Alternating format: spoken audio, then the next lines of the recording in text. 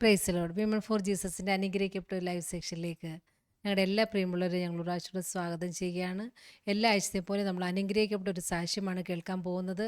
വളരെ അനുഗ്രഹിക്കപ്പെട്ട ഒരു കുടുംബമാണ് നമ്മളോടൊപ്പം ഇന്ന് കടന്നു വന്നിരിക്കുന്നത്. നമുക്ക് പ്രാർത്ഥിച്ച് ആരംഭിക്കാം. നമുക്ക് പ്രാർത്ഥിക്കാം, ചേർന്ന് പ്രാർത്ഥിക്കാം. പരിശുദ്ധ പിതാവേ, അനുഗ്രഹിക്കപ്പെട്ട ഈ നല്ല ഈവനിങ് സമയത്തിനായി സ്തോത്രം ചെയ്യുന്നു. നിൻ്റെ സന്നിധിയിൽ ഞങ്ങൾക്ക് ഒന്നിച്ച് കടന്നു വരുവാൻ കൊണ്ടൊരുക്കിയ സാവകാശത്തിനായി സ്തോത്രം. പ്രത്യേകമായ കർത്താവ് ഞങ്ങളുടെ നടുവിലേക്ക് അവിടെ നയിച്ചിരിക്കുന്ന നിൻ്റെ ദാസിനെ ദാസി അവിടുത്തെ കരങ്ങളിലേക്ക് ഏൽപ്പിക്കുന്നു. അവിടുത്തെ ആണിപ്പാടുള്ള കരങ്ങളിൽ വെച്ച് നിൻ്റെ മക്കളെ കർത്താവ് ഇന്ന് ഞങ്ങൾക്കായിട്ട് ഉപയോഗിക്കണം. ഞങ്ങളെല്ലാം മുറ്റുമായി സമർപ്പിക്കുന്നു. ലോകത്തിൻ്റെ വിവിധ ഭാഗത്തു നിന്ന് ഈ വീഡിയോ കാണുന്ന ഓരോ നിൻ്റെ മക്കൾക്ക് വലിയ അനുഗ്രഹത്തിന്, വിടുതലിന്, സൗഖ്യത്തിന്, ഹൃദയത്തിൽ ധൈര്യത്തിന് ഇന്നത്തെ ശുശ്രൂഷ കാരണമാക്കി തീർക്കുവാൻ പോകുന്നത് കൊണ്ട് സ്തോത്രം മുറ്റുമായി സമർപ്പിക്കുകയാണ്. അപ്പോൾ ഞങ്ങളായിരിക്കുന്ന ഇടങ്ങളിലൊക്കെ അവിടുത്തെ പരിശുദ്ധാത്മാവിൻ്റെ സാന്നിധ്യം ഞങ്ങൾ അനുഭവിക്കട്ടെ. കർത്താവ്, ഞങ്ങളുടെ സിസ്റ്റർ നെറ്റ്വർക്ക് എല്ലാം അവിടുത്തെ കരങ്ങളിലേക്ക് ഏൽപ്പിച്ച് പ്രാർത്ഥിക്കുന്നു. വൻകാര്യങ്ങൾ ചെയ്യണം, കുറവശങ്ങൾ ക്ഷമിക്കണം, സന്നിധിയിലേക്ക് സമർപ്പിക്കുന്നു. യേശു മൂലം ഞങ്ങൾ താഴ്മയായി ചോദിക്കുന്നു, കേൾക്കുമാറാകണമേ. അമേൻ, അമേൻ, അമേൻ. മുമ്പേ സാറ്റി പറഞ്ഞ പോലെ അനുഗ്രഹിക്കപ്പെട്ട ഒരു കുടുംബമാണ് നമ്മളോടൊപ്പം ഇന്ന് വിമൻ ഫോർ ജീസസിൻ്റെ ഈ ഒരു സെഷനിൽ കടന്നു വന്നിരിക്കുന്നത്. കർത്താവിൻ്റെ ദാസൻ പാസ്റ്റർ ജോജി സി മാത്യുവും അദ്ദേഹത്തിൻ്റെ ജീവിത പങ്കാളി പ്രിയപ്പെട്ട കുഞ്ഞുമോൾ സിസ്റ്ററുമാണ് നമ്മളോടൊപ്പം ജോയിൻ ചെയ്തിരിക്കുന്നത്. വളരെ സ്നേഹത്തോടുകൂടെ ആദരവോടുകൂടെ പ്രിയ പാസ്റ്ററെ കുടുംബത്തെ ഞങ്ങൾ വെൽക്കം ചെയ്യുന്നു. Welcome pastor. പാസ്റ്റർ ഭോപ്പാലിൽ നിന്നാണ് ജോയിൻ ചെയ്തത്. അതെ, മധ്യപ്രദേശ് ഭോപ്പാൽ. എന്നാൽ പാസ്റ്റർ, എനിക്ക് തോന്നുന്നു കുറേ വർഷങ്ങളായിട്ട് ഛത്തീസ്ഗഡും മധ്യപ്രദേശും ഒക്കെ ആയിട്ടല്ലേ? അതെ, ഞാൻ ഏതാണ്ട് 10-25 വർഷമായിട്ട് ഭോപ്പാലും അതായത് മധ്യപ്രദേശും ഛത്തീസ്ഗഡുമായിട്ട് കർത്താവിന്റെ വേലയിലായിരിക്കുകയാണ്. 10-25 വർഷമായി. 10-25 വർഷമായി. ഓക്കെ. എന്നാൽ അതിനു മുമ്പ് ഞങ്ങൾ പാർക്കുന്ന ബോംബെയിലും ഉണ്ടായിരുന്നു. അതെ, ഞാൻ അതിനു മുമ്പ് ബോംബെയിൽ ഒരു 5 വർഷം ഹോസ്പിറ്റലിൽ ജോലി ചെയ്യായിരുന്നു. ഞാൻ ഒരു റേഡിയോഗ്രാഫർ ആയിരുന്നു. അങ്ങനെ ബോംബെയിലെ പല സ്ഥലങ്ങളില് ഹോസ്പിറ്റലില് വേല ചെയ്യുകയും അതിനുശേഷം കർത്താവിന്റെ ആലോചനയ്ക്കനുസരിച്ച്, വിളിക്കനുസരിച്ച് പലപ്പോഴും പലരിൽ കൂടെയും പല ദൂതുണ്ടായിരുന്നെങ്കിലും ഞാൻ അങ്ങനെ ഒന്നും ഇറങ്ങിയില്ല. പിന്നെ ശക്തമായിട്ട് ദൈവത്തിന്റെ ആത്മ ഇടപെടുകയും ചില വിഷയങ്ങളിൽ ഇടപെടുകയും അതിനെ ഫേസ് ചെയ്യുകയും ചെയ്യേണ്ടി വന്നപ്പോൾ പരിശുദ്ധാത്മാവ് ദൈവവചനത്തിൽ കൂടെ ശക്തമായിട്ടൊക്കെ ഇടപെട്ടതിന് ശേഷമാണ് ഞാൻ ജോലി വിട്ടത്. ജോലി വിട്ടതിന് ശേഷവും ചില 5-8 മാസം ഞാൻ ബോംബെ നിൽക്കേണ്ടി വന്നു. നാട്ടിൽ പോയി നിൽക്കാൻ വയ്യാത്തൊരു സാഹചര്യത്തിലൊക്കെ തിരിച്ച് ഞാൻ വീണ്ടും ബോംബെയിൽ കടന്നു വന്ന് നിൽക്കുകയും മറ്റൊരു ദൈവദാസനോട് ചേർന്ന് വേല ചെയ്യുകയും പിന്നെ ഈ ഞാൻ നിൽക്കുന്നത് ഒരു ഇന്ത്യ ഫുൾ ഗോസ്പൽ മിഷൻ എന്ന് പറയുന്ന ഒരു പ്രസ്ഥാനവുമായി ചേർന്നാണ് നിന്നുകൊണ്ടാണ് ഞാൻ വേല ചെയ്യുന്നത്. എൻ്റെ ഡയറക്ടറായിരുന്നു ഡോക്ടർ ജോൺ പി ഷോമേൽ എന്ന് പറയും.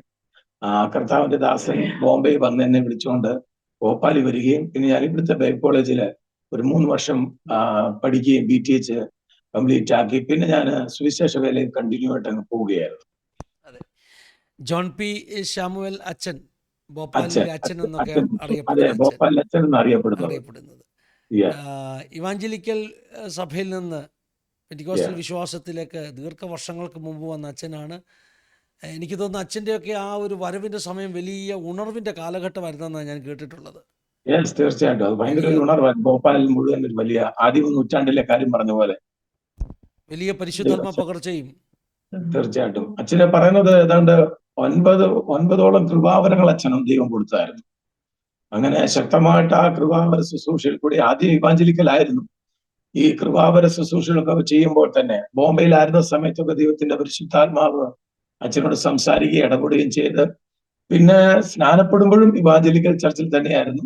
പക്ഷെ സ്നാനപ്പെട്ടതിന് ശേഷം ഇവാഞ്ചലിക്കൽ ചർച്ചിലെ ബിഷപ്പിനൊക്കെ മനസ്സിലായി അച്ഛൻ സ്നാനപ്പെട്ടേച്ച് നിൽക്കുകയാണ്. അങ്ങനെ അച്ഛനെ ഇവാഞ്ചലിക്കൽ ചർച്ചിൽ നിന്ന് മാറ്റുകയായിരുന്നു.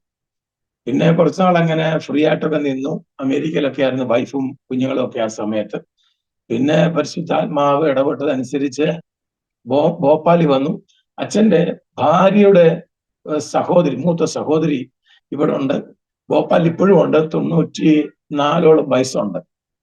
ആലീസ് അമ്മച്ചി എന്നാണ് ഞങ്ങൾ വിളിക്കുന്നത്. ആലീസ് അമ്മച്ചി നാട്ടില് കഞ്ഞിക്കുഴി ദൈവം എന്നൊക്കെയായിരുന്നു അറിയപ്പെട്ടുകൊണ്ടിരുന്നത്. കാരണം അമ്മച്ചി യാക്കോബ സമുദായത്തിൽ നിന്ന് ആദ്യം യാക്കോബയിൽ നിന്ന് മർത്തോമ വിശ്വാസത്തിൽ വന്നു. പിന്നെ അതിനുശേഷം ഇവാഞ്ചലിക്കൽ വിശ്വാസത്തിൽ വന്നു. അങ്ങനെ അച്ഛനൊക്കെ ഇവാഞ്ചലിക്കൽ ചർച്ചിലായിരിക്കുമ്പോൾ സേവനിമാരുടെ ശുശ്രൂഷകൾ ഉണ്ടായിരുന്നു ആ സമയത്തൊക്കെ. അങ്ങനെ പല സഹോദരിമാര് ഇവാഞ്ചലിക്കൽ ചർച്ചുമായിട്ടുള്ള ബന്ധത്തില് സേവനിമാരായി കർത്താവിന്റെ വേല ചെയ്തു. എനിക്കൊന്ന് ആ അമ്മച്ചി ഭോപ്പാലിലെങ്ങാണ്ട് 62-ലെങ്ങാണ്ട് വന്നതാണ്. ഭോപ്പാലിൽ ഏറ്റവും കൂടുതൽ മലയാളികൾ വിശ്വാസത്തിൽ വരാൻ കാരണം ആ പ്രിയ അമ്മച്ചിയാണ്. ഇന്നും വിവാഹം കഴിക്കാതെ കർത്താവിന് വേണ്ടി നിൽക്കുന്ന ഒരു അമ്മച്ചിയാണ്. വളരെ അനുഗ്രഹിക്കപ്പെട്ട സാക്ഷ്യമുള്ള ഒരു അമ്മച്ചിയാണ്. അമ്മച്ചിയെ വിശ്വാസി വന്ന സമയത്ത് പ്രിയ പിതാവ് സ്വന്തം തോക്കെടുത്ത് വെടിവെച്ച് കൊല്ലാനായിട്ടിരുന്ന. കാരണം നല്ല സുന്ദരിയായ ഒരു യൗവനക്കാരത്തിയായ ആ ഒരു സഹോദരി പിതാവിന്റെയും മാതാവിന്റെയും ഒക്കെ ഇഷ്ടം പൂർത്തീകരിക്കാതെ ക്രിസ്തുവിന് വേണ്ടി, ക്രിസ്തുവിന്റെ നല്ലൊരു മണവാട്ടിയായിട്ട് ഇറങ്ങിപ്പോവാനുള്ള സമർപ്പണമായിരുന്നു. അങ്ങനെ അമ്മച്ചി വിവാഹം കഴിക്കാതെ ഇറങ്ങിയത് കൊണ്ട് വീട്ടുകാർക്ക് ഒത്തിരി പ്രശ്നങ്ങൾ ഉണ്ടാക്കി.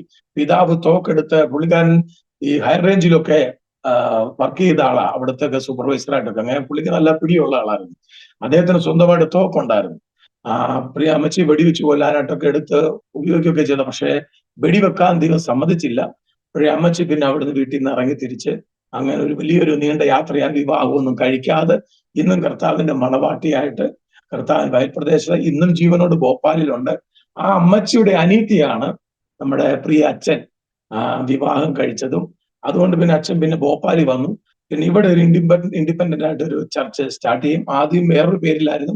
പിന്നെ അത് ഇന്ത്യ ഫുൾ ഗോസ്പൽ മിഷൻ എന്ന പേരിൽ അത് രജിസ്റ്റർ ചെയ്യുകയും ചെയ്തു. പിന്നെ കുറെ നാള് അച്ഛൻ തന്നെയായിരുന്നു ഡയറക്ടർ. പിന്നെ അതിനുശേഷം അച്ഛൻ ഇവിടുന്ന് ക്യാൻസർ ഒക്കെ വന്ന് ഇവിടുന്ന് സീരിയസ് ആയി ഇവിടുന്ന് കൊറോണയ്ക്ക് മുമ്പ് 2015 ലാസ്റ്റില് അമേരിക്കയ്ക്ക് കൊണ്ടുപോയി. ഒക്ലഹോമയിലായിരുന്നു. പിന്നെ അച്ഛന് 2016 മെയ് മാസത്തില് ഈ ലോകത്തിൽ നിന്ന് ഇവിടെ പറഞ്ഞു, കർത്താവിന്റെ സന്നിധി ചെന്നു. ഇപ്പൊ കർത്താവിന്റെ ദാസിന്റെ വൈഫ് ഗ്രേസി ആന്റിയും കുഞ്ഞുങ്ങളും അമേരിക്കയിലുമായിരുന്നു. പിന്നെ അതിനുശേഷം അച്ഛന്റെ ജ്യേഷ്ഠൻ ജോർജ് പി ജോൺ അദ്ദേഹമായിരുന്നു ഇവിടെ പ്രസിഡന്റായിട്ട് സേവനം അനുഷ്ഠിച്ച്. അദ്ദേഹത്തിന് ഇപ്പൊ 95 വയസ്സ് കഴിഞ്ഞു. അമ്മച്ചിയും ഉണ്ട്. അവർ ഈ 2 വർഷം മുമ്പാണ് ഇവിടുന്ന് അമേരിക്കയ്ക്ക് പോയത്. അച്ഛന്റെ മക്കളൊക്കെ എല്ലാവരും അവിടെ തന്നെയാണ്, അമേരിക്കയിൽ തന്നെ. ഇവർ മുഴുവൻ ഫാമിലിയും അവിടെ സെറ്റിലായി. ഇനിയിപ്പം ഇങ്ങോട്ട് വരുന്ന കാര്യം വലിയ ബുദ്ധിമുട്ടാണ്. അങ്ങനെ ഞങ്ങളെല്ലാം കൂടെ കൂടി ഇപ്പം കർത്താവിന്റെ കൃപയിൽ ആശ്രയിച്ച് ഇത് കർത്താവ് ഞങ്ങളിൽ കൂടെ ഒക്കെ കാര്യങ്ങൾ നടത്തിക്കൊണ്ടിരിക്കുന്നു. അങ്ങനെയാണ് ഇവിടുത്തെ വേല. അത് ആദ്യ സമയത്തൊക്കെ ഭയങ്കര ഉണർവായിരുന്നു, ഭയങ്കര ഉണർവ്. എന്ന് വെച്ചാൽ കൃപാവരങ്ങളും അത്ഭുതങ്ങളും അത്ഭുത രോഗശാന്തിയും വിടുതലുകളും ഒത്തിരി ആൾക്കാര് രക്ഷിക്കപ്പെടുവാനിടയായി തീർന്ന. പ്രിയ അച്ഛനാണെങ്കിലും അമേരിക്കയിൽ ഓറൽ റോബർട്സ് യൂണിവേഴ്സിറ്റിയിൽ നിന്ന് ഡോക്ടറേറ്റ് എടുത്ത ആളാണ്. പിന്നെ നല്ല മെസ്സേജ് ഒക്കെ ആയിരുന്നു. നല്ല അനുഗ്രഹിക്കപ്പെട്ട ഒരു ദേവദാസനായിരുന്നു. അങ്ങനെ കർത്താവ് അദ്ദേഹത്തെ ഉപയോഗിച്ചു. നോർത്ത് ഇന്ത്യൻ മിനിസ്ട്രിക്കാണ് ഈ പ്രസ്ഥാനം കൂടുതൽ ഊന്നൽ കൊടുക്കുന്നത്. ഇപ്പം ഏതാണ്ട് ഛത്തീസ്ഗഡിലും മഹാരാഷ്ട്രയിലും കേരളത്തിലും മധ്യപ്രദേശിലുമായിട്ട് ഈ പ്രവർത്തനങ്ങൾ നടക്കുന്നു. നേരത്തെ പല സ്റ്റേറ്റുകളിലൊക്കെ ഉണ്ടായിരുന്നു. പിന്നെ ഒത്തിരി ഇതിൽ നിന്ന് കുറയുവാനിടയായി തീർന്നു. എങ്കിലും ദൈവം അത്ഭുതകരമായിട്ട് ഈ ആത്മീയ പ്രസ്ഥാനത്തെ നടത്തിക്കൊണ്ടിരിക്കുന്നു. ഇപ്പോൾ പ്രിയ ഞങ്ങൾ ജോർജ് എന്ന് വിളിക്കും, ജോർജ് ബി ജോണിന്റെ 2ാമത്തെ മരുമകനും പിന്നെ മക്കളെല്ലാവരും ഉണ്ട്. എല്ലാ മരുമക്കളും മകനും അവർ ഫാമിലിയായിട്ട് കൂടെയാണ് കൂടുതൽ ഉത്തരവാദിത്തോടെ നോക്കുന്നത്. പ്രിയ അച്ഛന്റെ മക്കളും കൊണ്ട് കൂടുതൽ അവരുടെ കുടുംബത്തിലുള്ള പലരും ഈ പ്രവർത്തനത്തിന് കൈത്താങ്ങൽ കൊടുക്കുന്നുണ്ട്. എങ്കിലും ജോർജാന്റെ മക്കളും മരുമക്കളും കൊച്ചുമക്കളുമാണ് ഇതിനകത്ത് കൂടുതൽ ഇൻവോൾവ് ചെയ്തിരിക്കുന്നത്. ഞങ്ങൾ വർഷങ്ങളായിട്ട് ഇതിനകത്ത് ആയിരിക്കുന്നതുകൊണ്ട് ഇപ്പോഴും ഈ പ്രസ്ഥാനത്തിൽ നിന്നുകൊണ്ട് കർത്താവിന്റെ വേല, കർത്താവ് തന്ന വിളിക്കും അനുഗ്രഹത്തിനും അഭിഷേകത്തിനും ഗൈഡൻസിനും അനുസരിച്ച് ഞങ്ങൾ ചെയ്തുകൊണ്ടിരിക്കുകയാണ്. ദൈവത്തിന് സ്തോത്രം. എനിക്കൊന്ന് 2010 പാസ്റ്ററെയൊക്കെ പരിചയപ്പെട്ടത്. അന്ന് IFGM-ന്റെ ഒരു ജനറൽ കൺവെൻഷനൊക്കെ അവിടെ നിന്ന് ശുശ്രൂഷിപ്പാനൊക്കെ ഇടയായി തീർന്നു. എനിക്കൊന്ന് ആ സമയത്ത് തന്നെ അച്ഛന് നല്ല പ്രായമുണ്ട്. അതിന്റെ പിറ്റേ വർഷം 2011 എനിക്കൊന്ന് അന്ന് അച്ഛന് 80 വയസ്സൊക്കെ ഉണ്ടെന്ന് എനിക്ക് തോന്നുന്നു. പക്ഷെ ഞാൻ കണ്ടത് എല്ലാ വർഷവും അച്ഛൻ 21 ഡേയ്സ് ഫാസ്റ്റിംഗ് എടുക്കുമായിരുന്നു. ആ 80-ാം വയസ്സിലും അങ്ങനൊരു നല്ല അനുഭവമായിരുന്നു. ഞാൻ ഈ അടുത്ത സമയങ്ങളിൽ ഈ പാസ്റ്ററെ നോർത്ത് ഇന്ത്യയിലെ കർത്താവ് ശക്തമായി ഉപയോഗിച്ച ദൈവദാസന്മാരെ പരിചയപ്പെടുവാനോ അല്ലെങ്കിൽ അവരുടെ വേലസ്ഥലങ്ങൾ കാണാനൊക്കെ ഇടയായി തീർന്നു. റായ്പൂർ ചർച്ച് ഓഫ് ഗോഡ്, പിന്നെ അതുപോലെ തന്നെ ഇപ്പം അച്ഛൻ്റെ കാര്യം നമ്മൾ പറഞ്ഞു. ഈ കഴിഞ്ഞ വീക്കിൽ ഞാൻ ബോംബെയിലെ ഒരു ചർച്ചിൽ പോയി. വളരെ അനുഗ്രഹിക്കപ്പെട്ട സഭാ വളർച്ച. ഈ ഇസ്ഹാക്ക് ചെന്നിടത്തെല്ലാം കിണർ കുഴിച്ചെന്നൊരു വചനമുണ്ട്, അല്ലെങ്കിൽ ഈ ഉൽപ്പത്തി 26. കഴിഞ്ഞ ദിവസം ഞാൻ പരിചയപ്പെട്ട പാസ്റ്റർ എവിടെയൊക്കെ പോയി കാല് വെച്ചോ അവിടെ എല്ലാം 150-200 പേരുള്ള സഭയുണ്ട്. എനിക്ക് അത്ഭുതം തോന്നി കേട്ടോ, എങ്ങനെ അത് സാധിക്കുന്നതെന്ന് എനിക്ക് തോന്നി. ഞാൻ അദ്ദേഹത്തോട് ചോദിച്ചു, ഇതിൻ്റെ സീക്രട്ട് എന്താണെന്ന് ചോദിച്ചു. അപ്പം ഞാൻ മനസ്സിലാക്കിയത് ഒത്തിരി ദൈവദാസന്മാർ നോർത്ത് ഇന്ത്യയുടെ പല ഭാഗങ്ങളിൽ കർത്താവിന് വേണ്ടി ശക്തമായിട്ട് ഉപയോഗിക്കപ്പെടുന്നു. Yes. അച്ഛൻ്റെ കുടുംബവും അങ്ങനെ ഉപയോഗിക്കപ്പെട്ട ഒരു കുടുംബമാണ്. Yes. അതുകൊണ്ടാണ് ഞാൻ ഉണർവിനെക്കുറിച്ച് മെൻഷൻ ചെയ്തത്. ജോജി പാസ്റ്റർ ഇപ്പം പിന്നെ ഇന്ത്യയിലെ ചുമതല IFGM ഇന്ത്യയിലെ ചുമതല പാസ്റ്റർ വഹിക്കുന്നു അല്ലേ? അതെ, ഞാനിപ്പോൾ ഇതിന്റെ പ്രസിഡന്റ് എന്നുള്ള പദവിയിൽ ഇരിക്കുകയാണ്. അതെ. ഞാൻ വർഷങ്ങളായിട്ട് ഇതിനകത്ത് സീനിയർ പാസ്റ്ററാണ്. അതുകൊണ്ട് ഉത്തരവാദിത്തങ്ങളൊക്കെ കർത്താവ് തരുന്ന കൃപയ്ക്കും ബുദ്ധിക്കും ശക്തിക്കും ആലോചനയ്ക്കനുസരിച്ച് ചെയ്തുകൊണ്ടിരിക്കുന്നു. കാരണം ഇന്ത്യയിലെ നിയമം അനുസരിച്ചൊക്കെ ഈ രീതിയിലാണ് ഇപ്പോഴത്തെ കാര്യങ്ങൾ നടക്കുന്നത്. ദൈവത്തിന് സ്തോത്രം. ദൈവം സഹായിക്കട്ടെ. ദൈവത്തിന് സ്തോത്രം. ഞാൻ ഈ സെഷൻ നമ്മൾ പ്ലാൻ ചെയ്തപ്പം ഞങ്ങൾക്ക് തന്നെ ഒരു ചെറിയ കൺഫ്യൂഷൻ ഉണ്ടായിരുന്നു. ഇത് വിമൻ ഫോർ ജീസസിൽ കൊണ്ടുവരണോ, എൻ്റെ കഥയിൽ കൊണ്ടുവരണോ, വി വിറ്റ്നസ്സിൽ കൊണ്ടുവരണോ? കാരണം സാധാരണ നമ്മൾ മിഷണറിമാരുടെ സാക്ഷ്യങ്ങൾ വി വിറ്റ്നസ്സിലാണ് കൊണ്ടുവരുന്നത്. അപ്പോൾ എനിക്ക് തോന്നി ജോജി പാസ്റ്ററെ സംബന്ധിച്ചിടത്തോളം ഒരു മിഷണറിയാണ്. പല പ്രാവശ്യം ജയിലിലൊക്കെ പോയി ഒത്തിരി കഷ്ടപ്പെട്ട ഒരു മിഷണറിയാണ്. അപ്പോൾ വി വിറ്റ്നസ്സിൽ കൊണ്ടുവരണമെന്ന് എനിക്ക് തോന്നി. അപ്പോൾ എനിക്ക് തോന്നി സിസ്റ്ററിനെ സംബന്ധിച്ചിടത്തോളം സിസ്റ്ററും ശക്തമായിട്ട് കർത്താവിൻ്റെ വേലയ്ക്ക് വേണ്ടി നിൽക്കുന്ന ഒരു സഹോദരി. അപ്പം വിമൻ ഫോർ ജീസസിനാണ് കൊണ്ടുവരേണ്ടതെന്ന് തോന്നി. എന്താണെങ്കിലും ഫൈനൽ ഞങ്ങൾ ഇങ്ങനെ ഒരു തീരുമാനമെടുത്ത് ഈ ടെസ്റ്റ് മണി നിങ്ങളുടെ രണ്ടുപേരുടെയും ടെസ്റ്റ് മണിയാണ്. അത് നമുക്ക് വിമൻ ഫോർ ജീസസിൽ തന്നെ കൊണ്ടുവരാമെന്ന് ഒരു തീരുമാനം എടുക്കുകയായിരുന്നു. നാട്ടിലൊക്കെ എവിടെയാണ് നിങ്ങൾ രണ്ടുപേരും? പരിചയപ്പെടാൻ വേണ്ടി പ്രഷർക്ക് വേണ്ടി ചെറിയ ചെറിയ കാര്യങ്ങൾ പറയുകയാണെങ്കിൽ സന്തോഷമായിരുന്നു. വൈഫിന്റെ ഡീറ്റെയിൽ പറയാമോ? എന്റെ പേര് കുഞ്ഞുമോൾ നാന്നു. ഞാന് കൊല്ലം ഡിസ്ട്രിക്റ്റില് കുളത്തൂപ്പുഴ എന്ന് പറയുന്ന ഒരു ഗ്രാമീണ ഒരു വനത്തിന്റെയൊക്കെ സൈഡായിട്ട് നമ്മുടെ കേരളത്തിന്റെ ബോർഡർ തെമ്മലയ്ക്ക് അടുത്തായിട്ട് 2 കിലോമീറ്റർ അടുത്തായിട്ട് നെടുന്നൂർ കടവ്, അവിടെയാണ് ജനിച്ചു വളർന്നത്. എന്റെ പപ്പായൊക്കെ റാന്നിക്കാരാ. റാന്നിന്ന് ഈ മലയോര സ്ഥലങ്ങളിൽ വന്ന് കുളത്തൂപ്പുഴ വന്ന് സ്ഥലങ്ങൾ വാങ്ങിച്ച് അവിടെ താമസം തുടങ്ങി വരാൻ എന്റെ പപ്പായുടെ പപ്പായൊക്കെ. പിന്നെ ഒരു ഇടത്തരം കുടുംബത്തിൽ ജനിച്ചു വളർന്ന ഞാൻ. പപ്പായൊക്കെ കർഷകരായിരുന്നു. എന്റെ പപ്പായുടെയും അമ്മയുടെയും രണ്ടുപേരും മർത്തോമ ബാക്ക്ഗ്രൗണ്ടാ. ഞങ്ങൾ മർത്തോമയിൽ ജനിച്ചു വളർന്നവരാ. പെന്തക്കോസുമായിട്ട് യാതൊരു അടുപ്പവും ഇല്ലാതെ, പെന്തക്കോസ് എന്തുവാന്ന് എനിക്ക് നാട്ടിലായിരുന്ന സമയത്ത് എനിക്ക് ഒരു ടച്ചും ഇല്ലാത്ത മർത്തോമായിൽ ജനിച്ചു വളർന്നപ്പെട്ടയാ. ഞാൻ പഠിത്തം കഴിഞ്ഞിട്ട് ബോംബെയിൽ ജോലിക്ക് വേണ്ടി വന്നപ്പോൾ എന്റെ കസിൻസ് എല്ലാവരും, മീൻസ് എന്റെ പപ്പായുടെ സഹോദരങ്ങളുടെ എല്ലാ കുഞ്ഞുങ്ങളും ബോംബെയിലായിരുന്നു. അപ്പൊ ഞാനും പഠിത്തം കഴിഞ്ഞപ്പോൾ ഞാനും ബോംബെയിൽ വന്നു. എന്റെ മൂത്ത ചേച്ചിയെ വിവാഹം കഴിച്ച് ചേച്ചിയൊക്കെ ബോംബെയിൽ സെറ്റിലായി. പിന്നെ ഞാൻ കുറച്ചു നാൾ എന്റെ കസിൻസിന്റെ കൂടെ ബോംബെയിൽ താമസിച്ചു. അത് കഴിഞ്ഞ് ഞാൻ എന്റെ മൂത്ത ചേച്ചി താനെയിൽ അംബർനാഥ് എന്ന് പറയുന്ന സ്ഥലത്ത് അവര് താമസിക്കുന്നത്. ഇന്ന് അവര് ബദലാപൂരുണ്ട്. ഞാൻ അവരുടെ കൂടെ ആയിരുന്നു. ആ സമയത്ത് ചേച്ചിയുടെ വീട്ടിന്റെ അടുത്തായിട്ട് ഒരു മഹനീദാൻ ചർച്ചിലെ വിൻസം പാസ്റ്റർ ഉണ്ടായിരുന്നു. ആ പാസ്റ്റർ ഞങ്ങളുടെ വീട്ടിൽ കടന്നു വരികയും സുവിശേഷം പറയുകയൊക്കെ ചെയ്യും. എന്റെ ചേച്ചിക്കൊക്കെ അംബർനാഥിലെ ഇൻഡസ്ട്രി ഏരിയയിൽ അവർക്ക് സ്വന്തം കമ്പനി ഉണ്ടായിരുന്നു. അപ്പം ഞങ്ങൾ ഈ പാസ്റ്റർ വരുന്നത് കൂടുതലും വരുമ്പം ഞങ്ങള് പ്രെയർ റിക്വസ്റ്റിന് വേണ്ടി പാസ്റ്റർ ഉപയോഗിക്കത്തേ ഉള്ളു. എന്ന് വെച്ചാൽ ചേച്ചിയൊക്കെ, ഞാൻ അതിനകത്ത് ഇൻവോൾവ് അല്ലായിരുന്നു. ചേച്ചിയൊക്കെ എപ്പോഴും പാസ്റ്ററുമായിട്ട് അവരുടെ ഫൈനാൻഷ്യൽ മാറ്റേഴ്സ് പിന്നെ ഷെയർ ചെയ്യുകയും പ്രാർത്ഥിക്കുക റിക്വസ്റ്റ് ചെയ്യുകയൊക്കെ ചെയ്യുമായിരുന്നു. അങ്ങനെ പാസ്റ്ററുമായിട്ട് നല്ല ക്ലോസ് ആയി. എങ്കിലും പാസ്റ്റർ എപ്പോഴും വീട്ടിൽ വരുമ്പം ഏറ്റവും കൂടുതൽ മനസ്സിൽ ഞാൻ ഇഷ്ടപ്പെടാത്തൊരു കാര്യം പാസ്റ്റർ വീട്ടിൽ വന്നിരുന്ന് ഇങ്ങനെ വചനം ഷെയർ ചെയ്യുന്ന. ഞാൻ പാസ്റ്റർ എപ്പോഴും അവോയ്ഡ് ചെയ്യാൻ വേണ്ടി ഞാൻ ടോയ്ലറ്റിൽ വരെ പോയി ഇരിക്കുന്ന സമയങ്ങളുണ്ട്. എന്ന് വെച്ചാൽ പാസ്റ്റർ എങ്ങനെയെങ്കിലും അവോയ്ഡ് ചെയ്യാൻ വേണ്ടി പാസ്റ്റർ എങ്ങനെ പോയി കിട്ടിയാൽ മതി എന്നുള്ള വിചാരത്തിൽ ഞാൻ അത്രമാത്രം ഞാൻ മനസ്സിൽ എനിക്ക് വെറുപ്പായിരുന്നു. എങ്കിലും ഞങ്ങള് ദൈവത്തെ പെട്ട് മർത്തോമ അംബർനാഥ് മർത്തോമ ചർച്ചിലെ മെമ്പേഴ്സ് ആയിരുന്നു ആ സമയത്ത് ഞങ്ങള്. പിന്നെ ബൈബിൾ ക്ലാസ് ഉണ്ട്. എല്ലാ വ്യാഴാഴ്ചയും ബൈബിൾ ക്ലാസ് ഉണ്ട്. അങ്ങനെ പാസ്റ്ററിന്റെ അവിടെ പിന്നെ ഞങ്ങൾ ബൈബിൾ ക്ലാസ്സിന് പോയി വചനം പഠിച്ചു കഴിഞ്ഞപ്പം എന്റെ മനസ്സിൽ എനിക്ക് പൂർണ്ണമായിട്ട് നിശ്ചയമായി കർത്താവിന്റെ കൽപ്പനകളിൽ ഒന്നാം സ്നാനപ്പെടാതെ നമുക്ക് രക്ഷിക്കപ്പെട്ട് സ്നാനപ്പെട്ട് കർത്താവിന്റെ വചനപ്രകാരം ജീവിച്ചാൽ മാത്രം സ്വർഗത്തിൽ പോകാൻ പറ്റുമെന്നുള്ള ആ വ്യക്തമായ വെളിപ്പാട് എനിക്ക് അവിടുന്ന് ലഭിച്ചു പാസ്റ്ററിന്റെ ബൈബിൾ ക്ലാസ്സിൽ. അങ്ങനെ ഞാൻ തീരുമാനം എടുത്തിരിക്കുന്ന സമയത്താണ് മഹാരാഷ്ട്ര വെച്ച്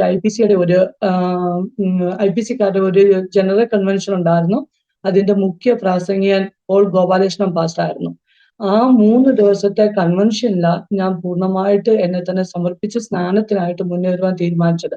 ഞാൻ സ്നാനപ്പെടുന്ന സമയത്ത് എൻ്റെ ചേച്ചിയുടെ കുടുംബം എക്ദം എനിക്ക് എഗനസ്റ്റ് ആയിട്ട് അവരങ്ങ് മാറി. പിന്നെ ഞാൻ സ്നാനപ്പെട്ട് കഴിഞ്ഞപ്പോൾ ഞാൻ സ്നാനപ്പെട്ട് 1 മാസം കഴിഞ്ഞപ്പോൾ എൻ്റെ ചേച്ചിയും കുടുംബവും ചേട്ടായിയും അവര് കുടുംബമായിട്ട് അവര് സ്നാനപ്പെട്ട് അവരുടെ ഭവനം ഒരു ചർച്ചായിട്ട് മാറി. ഇന്നും അമർനാഥില് മഹനീയദാൻ ചർച്ചിന്റെ ഒരു ബ്രാഞ്ച് എൻ്റെ ചേച്ചിയുടെ വീട്ടിൽ ഇന്നും നടക്കുന്നുണ്ട്. അങ്ങനെ പൂർണ്ണമായിട്ട് ചേച്ചിയുടെ കുടുംബവും ദൈവഭാഗത്ത് കടന്നു വരുവാൻ സഹായിച്ചു. പിന്നെ എൻ്റെ ബ്രദർ ആ സമയത്ത് എൻ്റെ ഇളയതാ എൻ്റെ ബാച്ചിലറായിട്ട് താമസിക്കുമായിരുന്നു. പിന്നെ അവന്റെ വിവാഹ സമയം ആവുന്നതിന് മുന്നേ തന്നെ അവനും രക്ഷിക്കപ്പെട്ട് അവന്റെ വിവാഹവും പെന്തക്കോസ്ത് അനുഭവത്തിലായി. പിന്നെ ഞങ്ങൾ 3 സഹോദരങ്ങളാണ് ഉള്ളത്. 3 പെൺകുഞ്ഞുങ്ങളും ഏറ്റവും ഇളയത് എൻ്റെ ബ്രദറുമാ. കർത്താവിന്റെ കൃപയാലും ഞങ്ങളുടെ ഭവനത്തിലെ പപ്പ ഒഴികെ മമ്മി, എൻ്റെ നടുക്കത്തെ സഹോദരി എല്ലാവരും രക്ഷയുടെ അനുഭവത്തിൽ വരുവാൻ സഹായിച്ചു. പക്ഷെ എൻ്റെ ഒരു ചേച്ചി, എൻ്റെ നേരെ മൂത്ത ആൾ ഇന്നും മർത്തോമയിലാണ് നിൽക്കുന്നത്. ആ ചേട്ടായി വിശ്വാസത്തിൽ വന്നിട്ടില്ല. പക്ഷെ അവള് സ്നാനപ്പെട്ടതാ. എങ്കിലും ഇപ്പൊ അവരും ഈ ദൈവം അനുവദിക്കുവാണെങ്കിൽ ഈ മാസം 30-ാം തീയതി ആ ചേച്ചിയുടെ മോള് സ്നാനപ്പെടുക. ചേച്ചി സ്നാനപ്പെട്ട, ചേട്ടായി മാത്രം വിശ്വാസത്തിലല്ല, വെളിയിലായിരുന്നു. ഇപ്പൊ അദ്ദേഹവും നാട്ടിൽ തന്നെ ഉണ്ട്. ഇതാണ് എൻ്റെ ബാക്ക്ഗ്രൗണ്ട്. പിന്നെ ഞാൻ ബോംബെയിൽ ചേച്ചിയുടെ അടുത്ത് വന്നതിന് ശേഷം സ്നാനപ്പെട്ട് കഴിഞ്ഞു. 3 വർഷം കഴിഞ്ഞപ്പോഴാണ് എൻ്റെ വിവാഹം നടന്നത്. ആ സമയത്ത് പാസ്റ്റർ ഇവിടെ IFGMന്റെ ബൈബിൾ കോളേജിൽ ഭോപ്പാലിൽ പഠിക്കുന്ന സമയമായിരുന്നു. അത് കഴിഞ്ഞ് ഞങ്ങളുടെ വിവാഹം കഴിഞ്ഞു. പക്ഷെ ഒരിക്കൽ പോലും ഞാൻ സുവിശേഷ വേലയിൽ വരാൻ ആഗ്രഹിച്ച ആളല്ല. ഞാൻ രക്ഷിക്കപ്പെട്ടു, സ്നാനപ്പെട്ടു. എങ്കിലും കർത്താവിന്റെ കൃപയാൽ എനിക്ക് ബോംബെയിൽ ഒരു ജോലി ഉണ്ടായതുകൊണ്ട് എനിക്ക് അന്ന് ആ കാഴ്ചപ്പാടൊന്നുമില്ല. സുവിശേഷ വേല ഞാൻ ഏറ്റവും വെറുക്കുന്ന വെച്ചാൽ എനിക്ക് അത്ര സമർപ്പണമില്ലായിരുന്നു, എനിക്കത് ഇഷ്ടവും അല്ലായിരുന്നു. അപ്പം ഈ പ്രൊപ്പോസൽ വന്ന് പാസ്റ്റർ ദേവദാസൻ ആ ബൈബിൾ കോളേജിൽ പഠിക്കുന്നതാ പിന്നെ സുവിശേഷ വേലയാന്ന് വിചാരിച്ചപ്പോഴും എൻ്റെ മനസ്സിലെ തീരുമാനം പാസ്റ്റർ സുവിശേഷ വേല ചെയ്യട്ടെ, ഞാൻ ബോംബെയിൽ ആ ജോലിയുമായിട്ട് ഞാൻ മുന്നോട്ട് പോകാമെന്ന് തീരുമാനിച്ചു. പക്ഷെ പിന്നീടുള്ള സമയങ്ങളിൽ എല്ലാ മീറ്റിങ്ങിലും ഏത് ദേവദാസന്മാര് വരുമ്പോഴും മിക്കപ്പോഴും എനിക്ക് പ്രവചനം ലഭിക്കും, നിങ്ങൾ കുടുംബമായിട്ട് സുവിശേഷ വേലയ്ക്കുള്ളതാണ്. 1996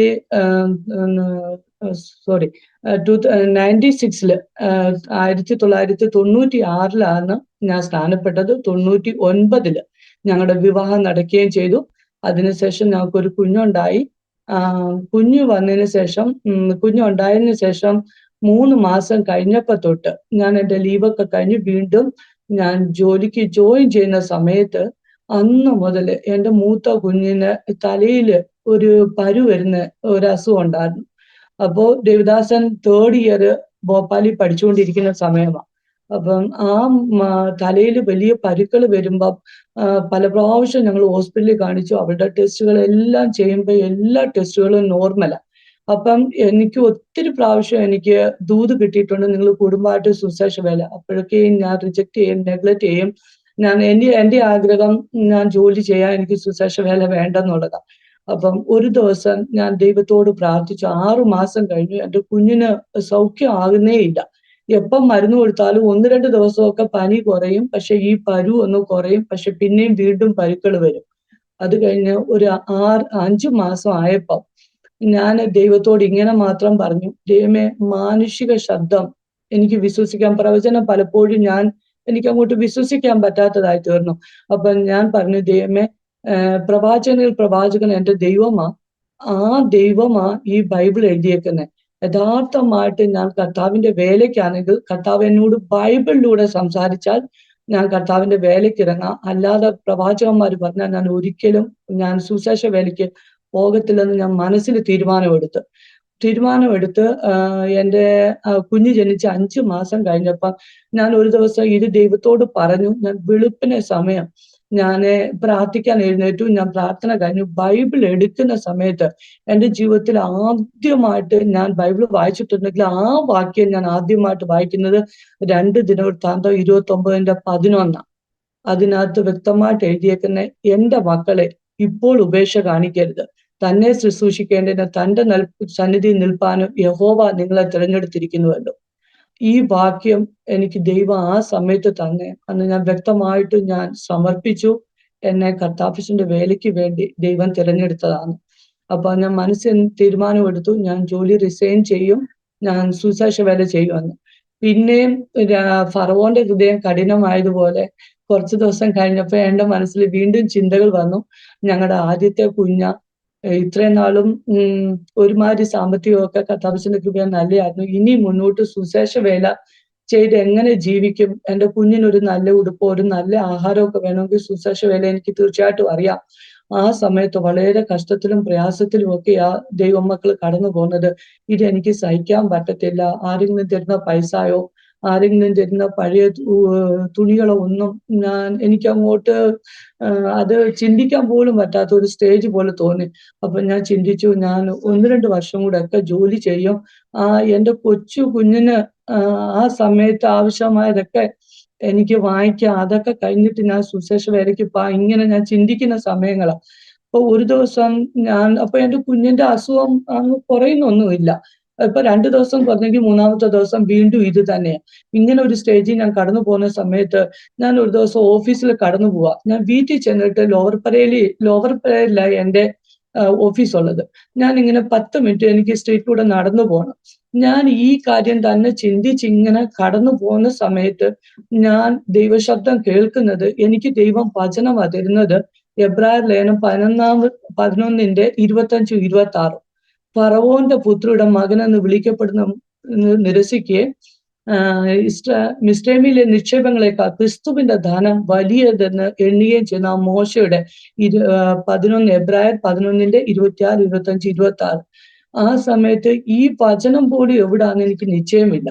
ഞാൻ ഈ വചനം ഇങ്ങനെ വീണ്ടും വീണ്ടും ഞാൻ വളരെ ശക്തമായിട്ട് ഞാൻ ഈ വചനം കേട്ടു. എനിക്ക് മനസ്സിലായി, ഈ ലോകത്തിന്റെ ധനത്തെക്കാളും ക്രിസ്തുവിന്റെ നിന്ന വലിയ ധനമെന്ന് എണ്ണി മോശ എപ്രകാരം എണ്ണിയോ ഇത് തന്നെയാ ദൈവം എന്നോട് സംസാരിച്ചു. അപ്പൊ എനിക്ക് മനസ്സിലായി, ഞാൻ അല്പകാലത്തേക്ക് ചില കാര്യങ്ങൾ സ്വരൂപിക്കാന്നൊക്കെ ചിന്തിക്കുന്നെങ്കിലും കർത്താവിന്റെ നിന്ദയ്ക്ക് വേണ്ടി, കർത്താവിന്റെ കഷ്ടം സഹിപ്പാൻ കർത്താവ് എന്നെ തെരഞ്ഞെടുത്തിരിക്കാൻ എനിക്ക് വ്യക്തമായിട്ട് മനസ്സിലായി. പിന്നീടാ ഈ വചനം എവിടാന്ന് ഉള്ളത് പോലും ഞാൻ തിരിച്ചറിഞ്ഞത്. അതൊക്കെ കഴിഞ്ഞു. ഞാൻ പൂർണ്ണമായിട്ട് എന്നെ തന്നെ സമർപ്പിച്ചു. കർത്താവിന്റെ വേലയാണ് ഞങ്ങൾക്കുള്ളത്. എനിക്ക് ദേവദാസന്റെ കൂടെ കടന്നു പോകണമെന്നുള്ളത്. ഞാൻ എൻ്റെ വീട്ടിൽ വന്ന് പറയുകയും ആ സമയത്ത് എൻ്റെ ബ്രദറും ഞങ്ങളോടൊപ്പം ചേട്ടായിക്ക് കമ്പനി ഉണ്ടായതുകൊണ്ട് അവനും ചേട്ടായിയുടെ കൂടെ തന്നെ ആയിരുന്നു. ആ സമയത്ത് ഞാൻ ജോലി പൂർണ്ണമായിട്ട് റിസൈൻ ചെയ്യാൻ തീരുമാനിച്ചു. ഞാൻ ലെറ്റർ കൊടുത്തു. ഞാൻ റിസൈൻ ചെയ്തു. എൻ്റെ ബ്രദറാ എന്നെ ആ സമയത്ത്, പാസ്റ്റർ വന്നില്ല, എൻ്റെ ബ്രദറാ എന്നെ ഭോപ്പാലിലോട്ട് കൊണ്ടുവന്നെ കുഞ്ഞുമായിട്ട്. ഞങ്ങള് ആ ട്രെയിനിൽ കയറി കുഞ്ഞിന്റെ മരുന്നുകളെല്ലാം ആയിട്ട് വന്നെങ്കിലും 2 ദിവസം കഴിഞ്ഞപ്പോൾ തൊട്ട് എൻ്റെ മോള് സൗഖ്യമാകാൻ തുടങ്ങി. ഈ പരുകൾ ഉണങ്ങാൻ തുടങ്ങി. പൂർണ്ണമായിട്ട് അവള് സൗഖ്യമായി. ഇന്ന് വരെ പിന്നെ അത് വന്നിട്ടില്ല. പിന്നെ ഞങ്ങള് ഭോപ്പാലിന്റെ പ്രദേശത്ത് കുടുംബമായിട്ട് സുവിശേഷ ആയിരിക്കുന്നു. 10-25 വർഷമായിട്ട് ഈ IFGM-ൽ തന്നെ പാസ്റ്റർ പഠിക്കുകയും ഇതിൽ തന്നെ കണ്ടിന്യൂ ചെയ്ത് ഇന്ന് വരെയും ഈ IFGM-വുമായിട്ട് ഞങ്ങൾ പ്രവർത്തനത്തിലായിരിക്കുന്നു. പിന്നെ അതിന് ശേഷം പറയുവാണെങ്കിൽ എന്റെ പാസ്റ്റർ, ഞങ്ങള് എങ്ങനെ പറയണമെന്ന് എനിക്ക് അറിയത്തില്ല. ഞങ്ങൾ അനേക കഷ്ടങ്ങളിലൂടെ. സിസ്റ്ററെ, അതിൻ്റെ ഇടയ്ക്ക് പാസ്റ്ററുടെയും ബാക്ക്ഗ്രൗണ്ട് ഒന്ന് കേട്ടിട്ട് നമുക്ക് മുന്നോട്ട് പോകാം അല്ലേ? പാസ്റ്ററെ ജനിച്ചു വളർന്ന സ്ഥലവും മാതാപിതാക്കളെ കുറിച്ചും ഒക്കെ ഒന്ന് പറയാം. കുഞ്ഞുങ്ങൾ 2 പേര് ഇല്ലയോ? മോനും മോളും? 2 പേരാ പാസ്റ്റർ. ഞങ്ങൾക്കൊരു മൂത്ത മോളുണ്ട്. അവളുടെ പേര് ഐറിൻ ഇപ്പോൾ ബാംഗ്ലൂര് എൻഫോഴ്സ്മെന്റ് ഡയറക്ടറേറ്റില് അസിസ്റ്റന്റ് ഓഫീസറായിട്ട് അവളിപ്പം ജോലി ചെയ്യുന്നു. പിന്നെ മോനുണ്ട്. മോൻ അബ്നോർമല, സ്പെഷ്യൽ ചൈൽഡാ. മോക്ക് 23 വയസ്സ്, മോന് 21 വയസ്സ്. അതെ, മോനെ ഗിറ്റാറൊക്കെ പിടിച്ചിട്ടുണ്ടല്ലോ. മോൻ പാട്ട് പാടാൻ റെഡിയാന്ന് എനിക്ക് തോന്നുന്നു. അവന് ഗിറ്റാറൊക്കെ പിടിച്ച് പാട്ട് പാടാനുള്ളതായ ഒരു ഇൻട്രസ്റ്റിൽ ഇങ്ങനെ ഇരിക്കുകയാണ്. ഞാനൊരു ചാൻസ് പാടിക്കൊണ്ട് തീർച്ചയായിട്ടും ഞാൻ ഇപ്പം നമ്മുടെ റായ്പൂരിലെ IFGM-ന്റെ പാസ്റ്റേഴ്സ് വർക്കേഴ്സ് മീറ്റിങ്ങിന് വന്നപ്പം മോനെ കാണാനും പരിചയപ്പെടാനൊക്കെ ഇടയെത്തുന്നു. നല്ല സ്നേഹമുള്ള മോന. എന്നെ എപ്പോഴും താടിക്ക് വന്ന് പിടിച്ചിട്ട് നല്ല നല്ല സുന്ദരക്കുട്ടപ്പനാണെന്നൊക്കെ പറയുകയൊക്കെ ചെയ്യുന്നു മോൻ. ദൈവത്തിന് സ്തോത്രം. വലിയ ഇഷ്ടമാണ്. എനിക്ക് തോന്നുന്നു അതുകൊണ്ട് തന്നെ എന്റെ താടിക്കൊക്കെ വന്ന് പിടിച്ചിട്ട് പറയുമായിരുന്നു. സുന്ദരനാന്ന് പറയും. ദൈവത്തിന് സ്തോത്രം. മോന്റെ പാട്ട് ഞങ്ങൾക്ക് കേൾക്കണം. പാട്ട് കേൾക്കണം. നന്നായി ചെയ്യാം. എന്താ പറഞ്ഞ പാസ്റ്ററെ? അമ്മയുടെ കൂടെ ചെയ്യാവുന്ന ഇപ്പൊ പാടാവുന്ന ശരി ശരി ഞങ്ങള് പാടുമ്പോ. ശരി. അപ്പോ അവന് ഈ മ്യൂസിക്കിനോട് ഭയങ്കര ഇൻട്രസ്റ്റ്, വേറെ കാര്യങ്ങളോട് അത്ര ഇൻട്രസ്റ്റ് ഇല്ല. മ്യൂസിക്, ചർച്ചുമായിട്ടുള്ള ബന്ധപ്പെട്ട കാര്യങ്ങളൊക്കെയാണ് കൂടുതൽ ഇൻട്രസ്റ്റ് അവന്. മോന്റെ ഒരു വലിയ സ്റ്റോറി അല്ലേ പാസ്റ്ററെ? അത് പറഞ്ഞാ തീരാൻ വയ്യാത്ത ഒത്തിരി കഥകളുണ്ട് ഞങ്ങളുടെ ജീവിതത്തിൽ. പറയാനുണ്ടെന്നുള്ളതാ നിങ്ങളുടെ അതെ രണ്ടുപേരുടെ അതെ അതെ അനുഭവങ്ങളും മോന്റെ അനുഭവവും. അതെ അതെ ഞങ്ങൾക്ക് മോളുടെ അനുഭവം, എല്ലാവർക്കും കാരണം മോളെ പേഴ്സണലായിട്ട്. ഇന്ന് ഇഡി എന്ന് പറഞ്ഞാൽ ഇന്ന് ഇഡി ഇന്ത്യയിലെ പേടി സ്വപ്നമാ. അതെ അതെ അപ്പം നമ്മുടെ മോളെ ഇഡിയിലൊക്കെ ദൈവം കൊണ്ടെത്തിച്ചു എന്ന് പറയുമ്പോൾ അതൊക്കെ വലിയ അതെ അതെ ദൈവത്തിന്റെ അതെ അത് അനുഗ്രഹം, വലിയൊരു സാക്ഷ്യമാണ്. വലിയ അവക്കുകൊണ്ട് സാക്ഷ്യം പ്രത്യേക തന്നെ. സാക്ഷ്യം. മോന്റെ പേര് ഐനോസ് എന്നാണ്. ഐനോസ്. മോളുടെ പേര് ഐറിൻ. ഇവന് 21 വയസ്സ് കഴിഞ്ഞ് 22 നടക്കുന്നു. മോൾ 23 കഴിഞ്ഞ് 24 നടക്കുന്നു. അപ്പം ദൈവം അങ്ങനെ അവരെ നടത്തുന്നു. എല്ലാവർക്കും വൈഫിന്റെ ജീവിതത്തിലും ഒത്തിരി സാക്ഷ്യമുണ്ട്, എന്റെ പേഴ്സണൽ ലൈഫിലും സാക്ഷ്യങ്ങളുണ്ട്. ഞങ്ങളെ കർത്താവ് അനേക കഷ്ടങ്ങളിൽ കൂടെ ഒക്കെ നടത്തി ഇന്നും ഫ്രീ ആയതൊന്നും പറയാൻ ഒക്കത്തില്ല. പക്ഷെ അതെല്ലാം ഞാൻ വരുമ്പോ സാക്ഷ്യത്തിൽ കൂടെ പറയാം. അതിനുമ്പോ ഒരു ചരണം പാടി ദൈവത്തിന് മഹത്വം കൊടുക്കാൻ ആഗ്രഹിക്കുന്നു. പാട്ട് പാടാനുള്ള ശ്വാസം പോലും ഇല്ല ആക്ച്വലി. ഞാൻ ആദ്യം ഭോപ്പാലിൽ അന്ന് കൺവെൻഷൻ വന്നപ്പോൾ പാസ്റ്ററായിരുന്നു അന്ന് വർഷിപ്പ് ലീഡ് ചെയ്യുന്നത്. ഞാൻ ഒത്തിരി കൺവെൻഷനുകളൊക്കെ ആദ്യമായിട്ടാണ് ഞാൻ ആ പാട്ട് അന്ന് കേൾക്കുന്നത്. ഈ ഏതായിരുന്നു നമ്മുടെ പെന്തക്കോസ്ത് നാളിലെ പോലെ എന്ന് പറഞ്ഞൊരു ഹിന്ദി പാട്ടുണ്ടല്ലോ പാസ്റ്ററെ.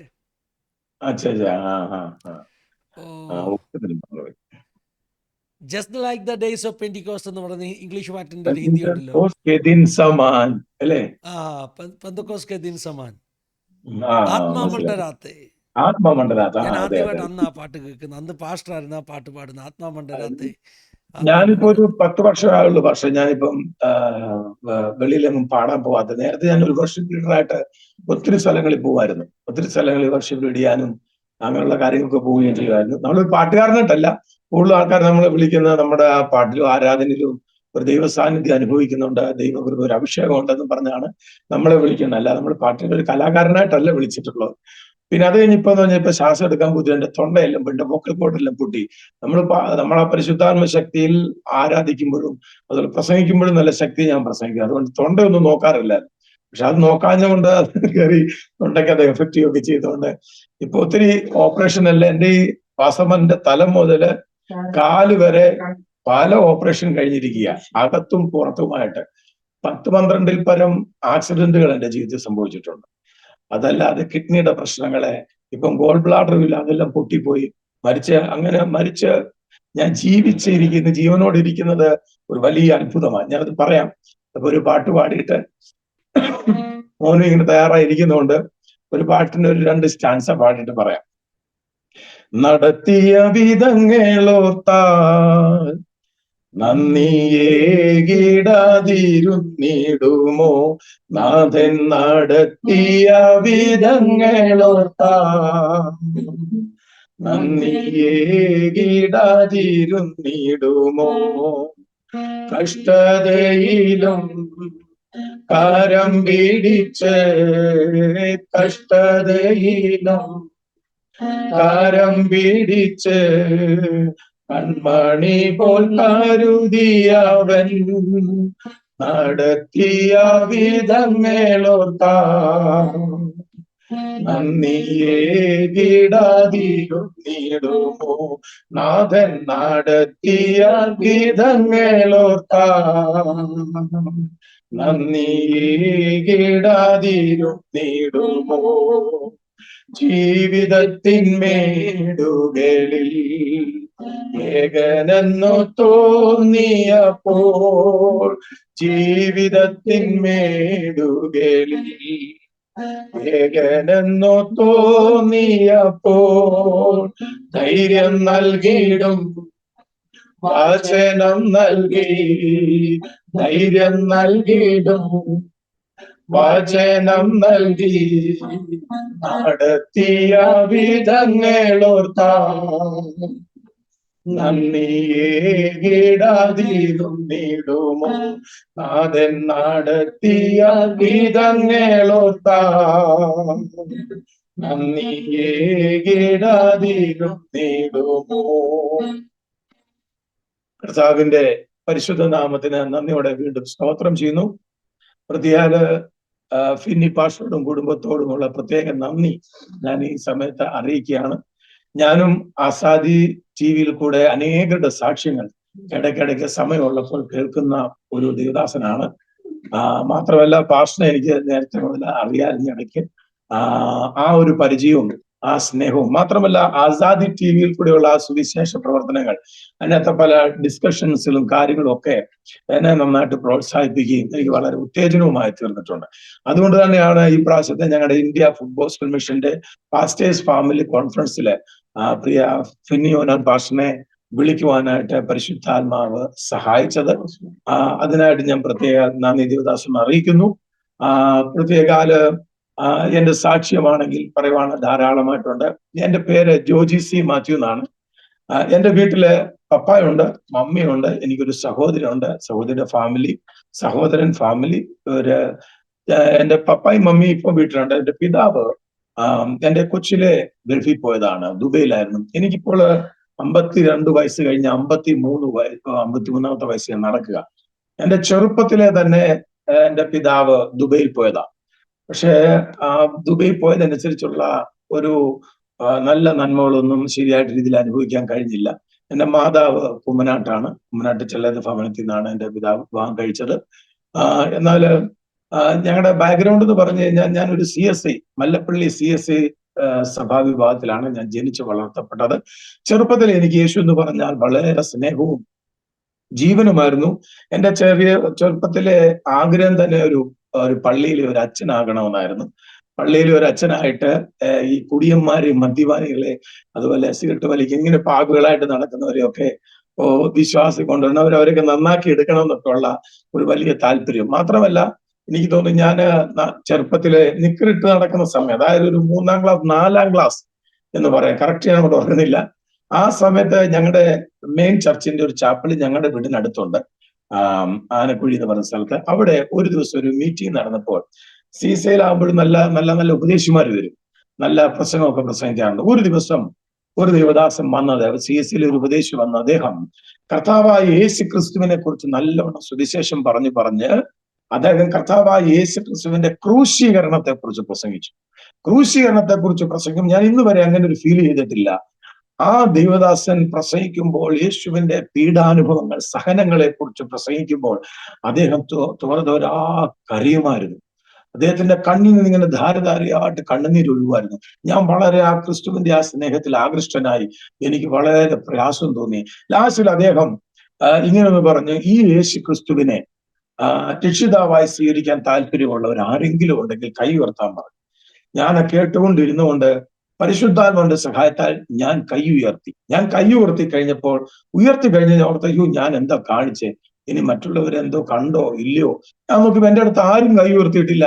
ഞാൻ നോക്കുമ്പോ സഹോദരിമാരുടെ ഭാഗത്ത് മറ്റൊരു പെൺകുട്ടി ഉയർത്തിയിട്ടുണ്ട്. അപ്പം ഞാൻ എനിക്ക് ഇനി അബദ്ധം വല്ലതും പറ്റിയതാണോ? പക്ഷെ എന്തോ ഏതായാലും കൈ ഉയർത്തിയല്ലേ, താത്തിടുന്നില്ലെന്നാണ്. അങ്ങനെ ധൈര്യമായിട്ട് അവിടെ നിന്നു. ഞാൻ അവിടുന്ന് മീറ്റിംഗ് കഴിഞ്ഞ് ഞാൻ ഇങ്ങനെ ഇറങ്ങിപ്പോരും. പക്ഷെ എന്റെ മനസ്സിൽ തോന്നി ഞാൻ വല്ല അബദ്ധം വല്ലതും കാണിച്ചാണ്. കാരണം എന്നെക്കാട്ടിലും വചനം അറിയാവുന്നവരും ആത്മീയരായിട്ടുള്ള ആൾക്കാരൊക്കെ അവിടെ ഇരിക്കുമ്പോൾ അവരാരും കൈ ഉയർത്തി കണ്ടില്ല. ഞാനും ഒരു പെൺകുട്ടി മാത്രമേ കണ്ടല്ലോ. ഞാൻ വീട്ടിൽ പോയി ഇങ്ങനെ ചിന്തിച്ചിരിക്കുമ്പോ ഒരാൾ വന്ന് എന്നെ വിളിച്ചു. എന്നിട്ട് പറഞ്ഞു, മോനെ ജോജിയെ വന്ന പാഷ അന്വേഷിച്ചെന്ന് പറഞ്ഞു. ഞാൻ നേരെ ചർച്ചിൽ ചെന്നു. അവിടെ ചെന്നപ്പോ ആ പാഷല്ല സഭയിലെ CSI പള്ളിയിലെ ഉപദേശിയായിരുന്നു. അദ്ദേഹം അവിടുന്ന് പെട്ടെന്ന് പോയി. അപ്പൊ അവിടെ ഞങ്ങളുടെ മൂപ്പനായ ഒരു അപ്പച്ചനുണ്ടായിരുന്നു. അപ്പച്ചനോട് പറഞ്ഞു, ജോജി നീ എവിടെ ആയിരുന്നു? ഞാൻ പറഞ്ഞു, അപ്പച്ചൻ ഞാൻ വീട്ടിൽ പോയെന്ന് പറഞ്ഞു. എന്നോട് മോനെ നിന്നെ ആ ഉപദേശി ഒത്തിരി തിരക്കിയെന്ന് പറഞ്ഞു. നീ കൈ ഉയർത്തിയതിൽ അദ്ദേഹത്തിന് വലിയ സന്തോഷം ഉണ്ടായിരുന്നൊക്കെ പറഞ്ഞു. അപ്പോഴാണ് എനിക്ക് മനസ്സിലായി ഞാൻ അബദ്ധമല്ല കാണിച്ചത്, ഞാൻ വാസ്തവത്തിൽ ചെയ്തതൊരു നല്ല കാര്യമായിരുന്നു എന്ന് എനിക്ക് മനസ്സിലായി. അന്ന് എനിക്ക് വിശ്വാസമാണ് എന്റെ പേര് കർത്താവ് ജീവന്റെ പുസ്തകത്തിൽ എഴുതിയിട്ടുണ്ടായി.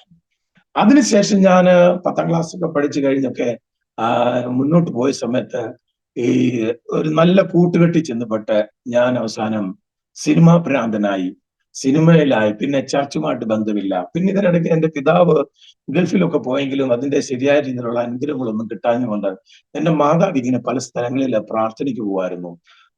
അതില് കഞ്ഞിക്കുഴി തോമാച്ച എന്ന് പറയും, നമ്മുടെ കോട്ടയത്ത്. അവിടെ നാളുകൾ പ്രാർത്ഥനയ്ക്ക് പോകുമായിരുന്നു. അത് കഴിഞ്ഞ് തിരുവല്ലയിൽ ഒരു മാത്തുക്കുട്ടി ഉപദേശി ഉണ്ടായിരുന്നു, അവിടെ പോകുമായിരുന്നു.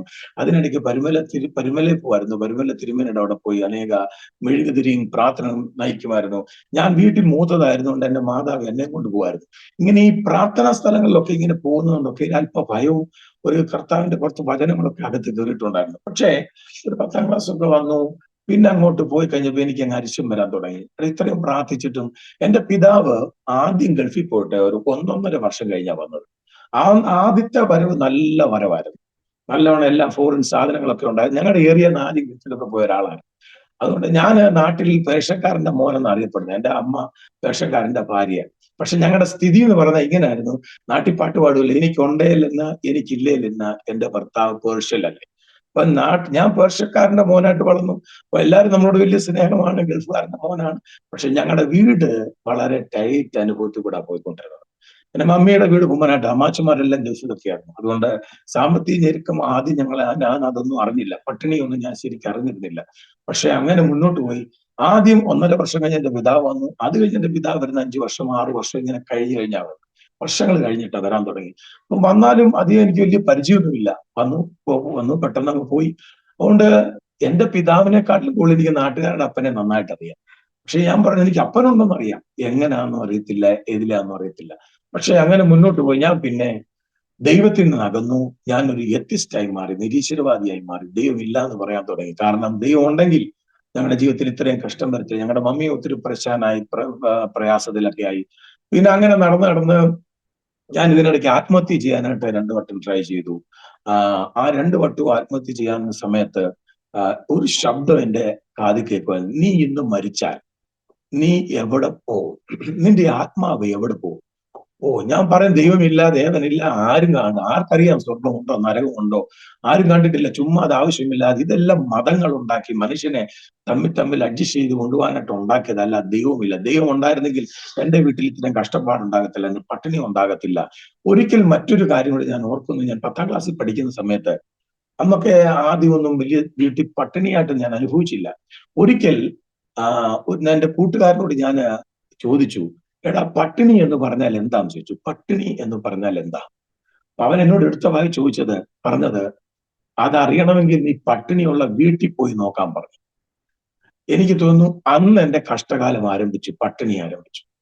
പട്ടിണി എന്താണെന്ന് മനസ്സിലാക്കാൻ ദൈവം ഒരു അവസരം. അങ്ങനെ ഒരു നേരത്തെ ആഹാരത്തിന്റെ ബുദ്ധിമുട്ട് വരെ അനുഭവിച്ച സാഹചര്യങ്ങൾ, ഒരു നേരത്തെ ആഹാരത്തിന് വേണ്ടി ഞാൻ അയൽവക്കത്ത് പണിക്ക് പോയ സാഹചര്യങ്ങൾ ഒക്കെ എന്റെ ജീവിതത്തിൽ കയറി വന്നു.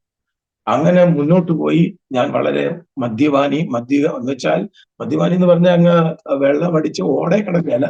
5 രൂപ കിട്ടിയാലും 10 രൂപ കിട്ടിയാലും ബാറിൽ പോവുക, കുടിക്കുക. അങ്ങനെ ലാസ്റ്റിൽ ഞങ്ങളുടെ മല്ലപ്പള്ളിയിൽ ഒരു അമ്പലമുണ്ട്, തിരുമാലയുടെ മഹാദേവ ക്ഷേത്രം എന്ന് പറഞ്ഞത്. ഞങ്ങളുടെ അടുത്താണ് അമ്പലമെങ്കിലും ഞാൻ ഈ അമ്പലത്തിലെ പരിപാടികൾക്കൊന്നും അധികം പോകത്തില്ല. കാവടിയാട്ടം തന്നെ ശിവന്റെ ഒരു അമ്പലം. അപ്പം എല്ലാ കാവടിയാട്ടം ഞങ്ങളുടെ മല്ലപ്പള്ളിയിൽ നിന്ന് കീഴ്വായ്പൂരിൽ പോയി വരുന്നത് ഞങ്ങളുടെ വീടിന്റെ ഫ്രണ്ടിൽ കൂടെ. ഞങ്ങളുടെ വീട് മല്ലപ്പള്ളി ആ പാലത്തിന് താഴെ തന്നെ, ആറ്റിമട്ടയ്ക്ക് തന്നെയാണ്. അപ്പൊ ഇത് ഞങ്ങളുടെ വീടിന് അതിലേക്കൂടെ ഇതിൽ പോകും എടുക്കുകയും ചെയ്യുന്നതല്ല. അപ്പൊ ലാസ്റ്റ് ദിവസം ഞങ്ങളുടെ അയലോക്കത്തുള്ള ഒരു അച്ഛൻ പറഞ്ഞു, ഞങ്ങൾ 2 കൊണ്ട് ബാറിൽ പോയി കുടിച്ച് നല്ലതായിട്ട് മദ്യപിച്ച് രാവിലെ ബാല കാണാനായിട്ട് അമ്പലത്തിന്റെ അവിടെ പോയിരിക്കുമ്പോൾ എന്റെ ചരിത്രമുള്ള നാടകമായിരുന്നു അന്ന് അവിടെ അഭിനയിച്ചത്. അതിനകത്ത് നക്ഷത്രം എന്താണെന്നും ആ നക്ഷത്രത്തിന്റെ പ്രശ്നം എന്താണെന്നൊക്കെ പറഞ്ഞു. ഞാൻ ഓർത്ത്, ഇത് എന്റെ ലൈഫാണല്ലോ ഇവിടെ പറയുന്നത്. ഏതായാലും അന്ന് രാത്രി ഒത്തിരി ഛർദ്ദിച്ചു. മദ്യപിച്ചിട്ട് ഛർദ്ദിച്ച് ആറ്റിക്കിടന്ന് ആ പന്നവെള്ളം എടുത്ത് വായിലൊഴിച്ച് അവസാനം എന്തൊരു ഗതികേടാന്ന് ചിന്തിച്ച് രാവിലെ വരുമ്പോഴാണ് എന്റെ മാതാവ് പറഞ്ഞത്, എടാ നീ ഇനിയെങ്കിലും ഒന്ന് പോയി ഗതി പിടിക്കാൻ പറഞ്ഞു. അന്ന് എന്റെ മാതാവ് റാന്നിയില് കണ്ടമ്പേരൂർ എന്ന് പറയുന്ന സ്ഥലത്ത് ഒരു ജോൺസൺ അച്ഛൻ ഉണ്ടായിരുന്നു. ആ ജോൺസൺ അച്ഛൻ്റെ അവിടെ കരിസ്മാറ്റിക് പ്രവർത്തനങ്ങളൊക്കെ നടക്കുന്നുണ്ട്, പാട്ടും പ്രാർത്ഥനയൊക്കെ. ഞങ്ങളുടെ മാതാവ് അതുപോലെ ഏതെല്ലാം പ്രശ്നങ്ങളുണ്ടോ. കണ്ടമ്പേരൂർ അച്ഛൻ എന്നൊക്കെ അറിയപ്പെട്ട അച്ഛൻ, അത് തന്നെ തലച്ചെറിയ അച്ഛൻ. അത് തന്നെ ആ തലച്ചെറിയ അച്ഛന്റെ കാര്യം പറഞ്ഞു. ആ തലച്ചെറിയ അച്ഛന്റെ അടുത്ത് അന്ന് കണ്ടമ്പേരൂരായിരുന്നു.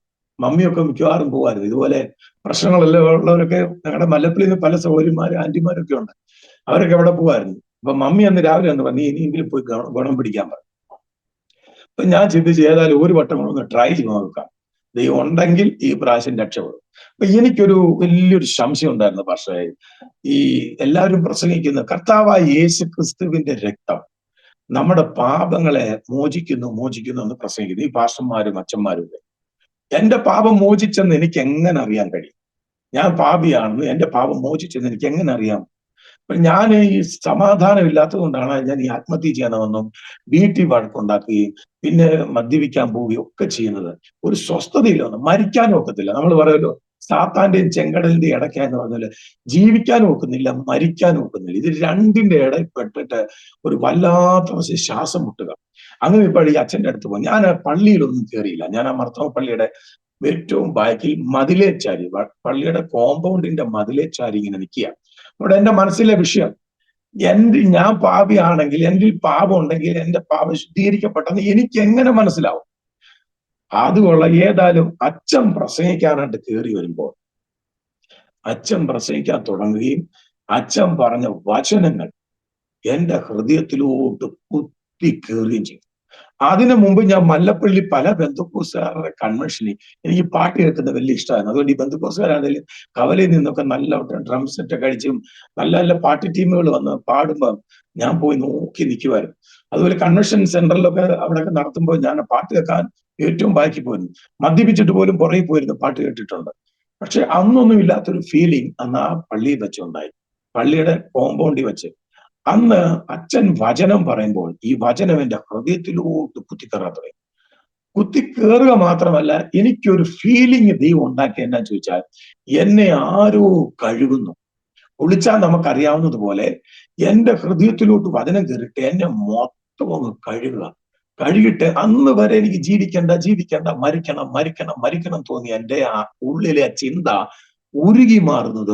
നമ്മൾ സങ്കീർത്തനത്തിൽ വായിക്കുന്നില്ലേ, തീങ്കൽ മെഴുക് ഉരുകി പോകുന്നത് പോലെ എന്റെ ഹൃദയത്തിൽ നിന്ന് പാപങ്ങൾ ഉരുകാൻ തുടങ്ങി, ഉരുകുരുകി മാറാൻ തുടങ്ങി. മാത്രമല്ല, ഞാൻ ഇങ്ങനെ ഫ്രീ ആകാൻ തുടങ്ങി.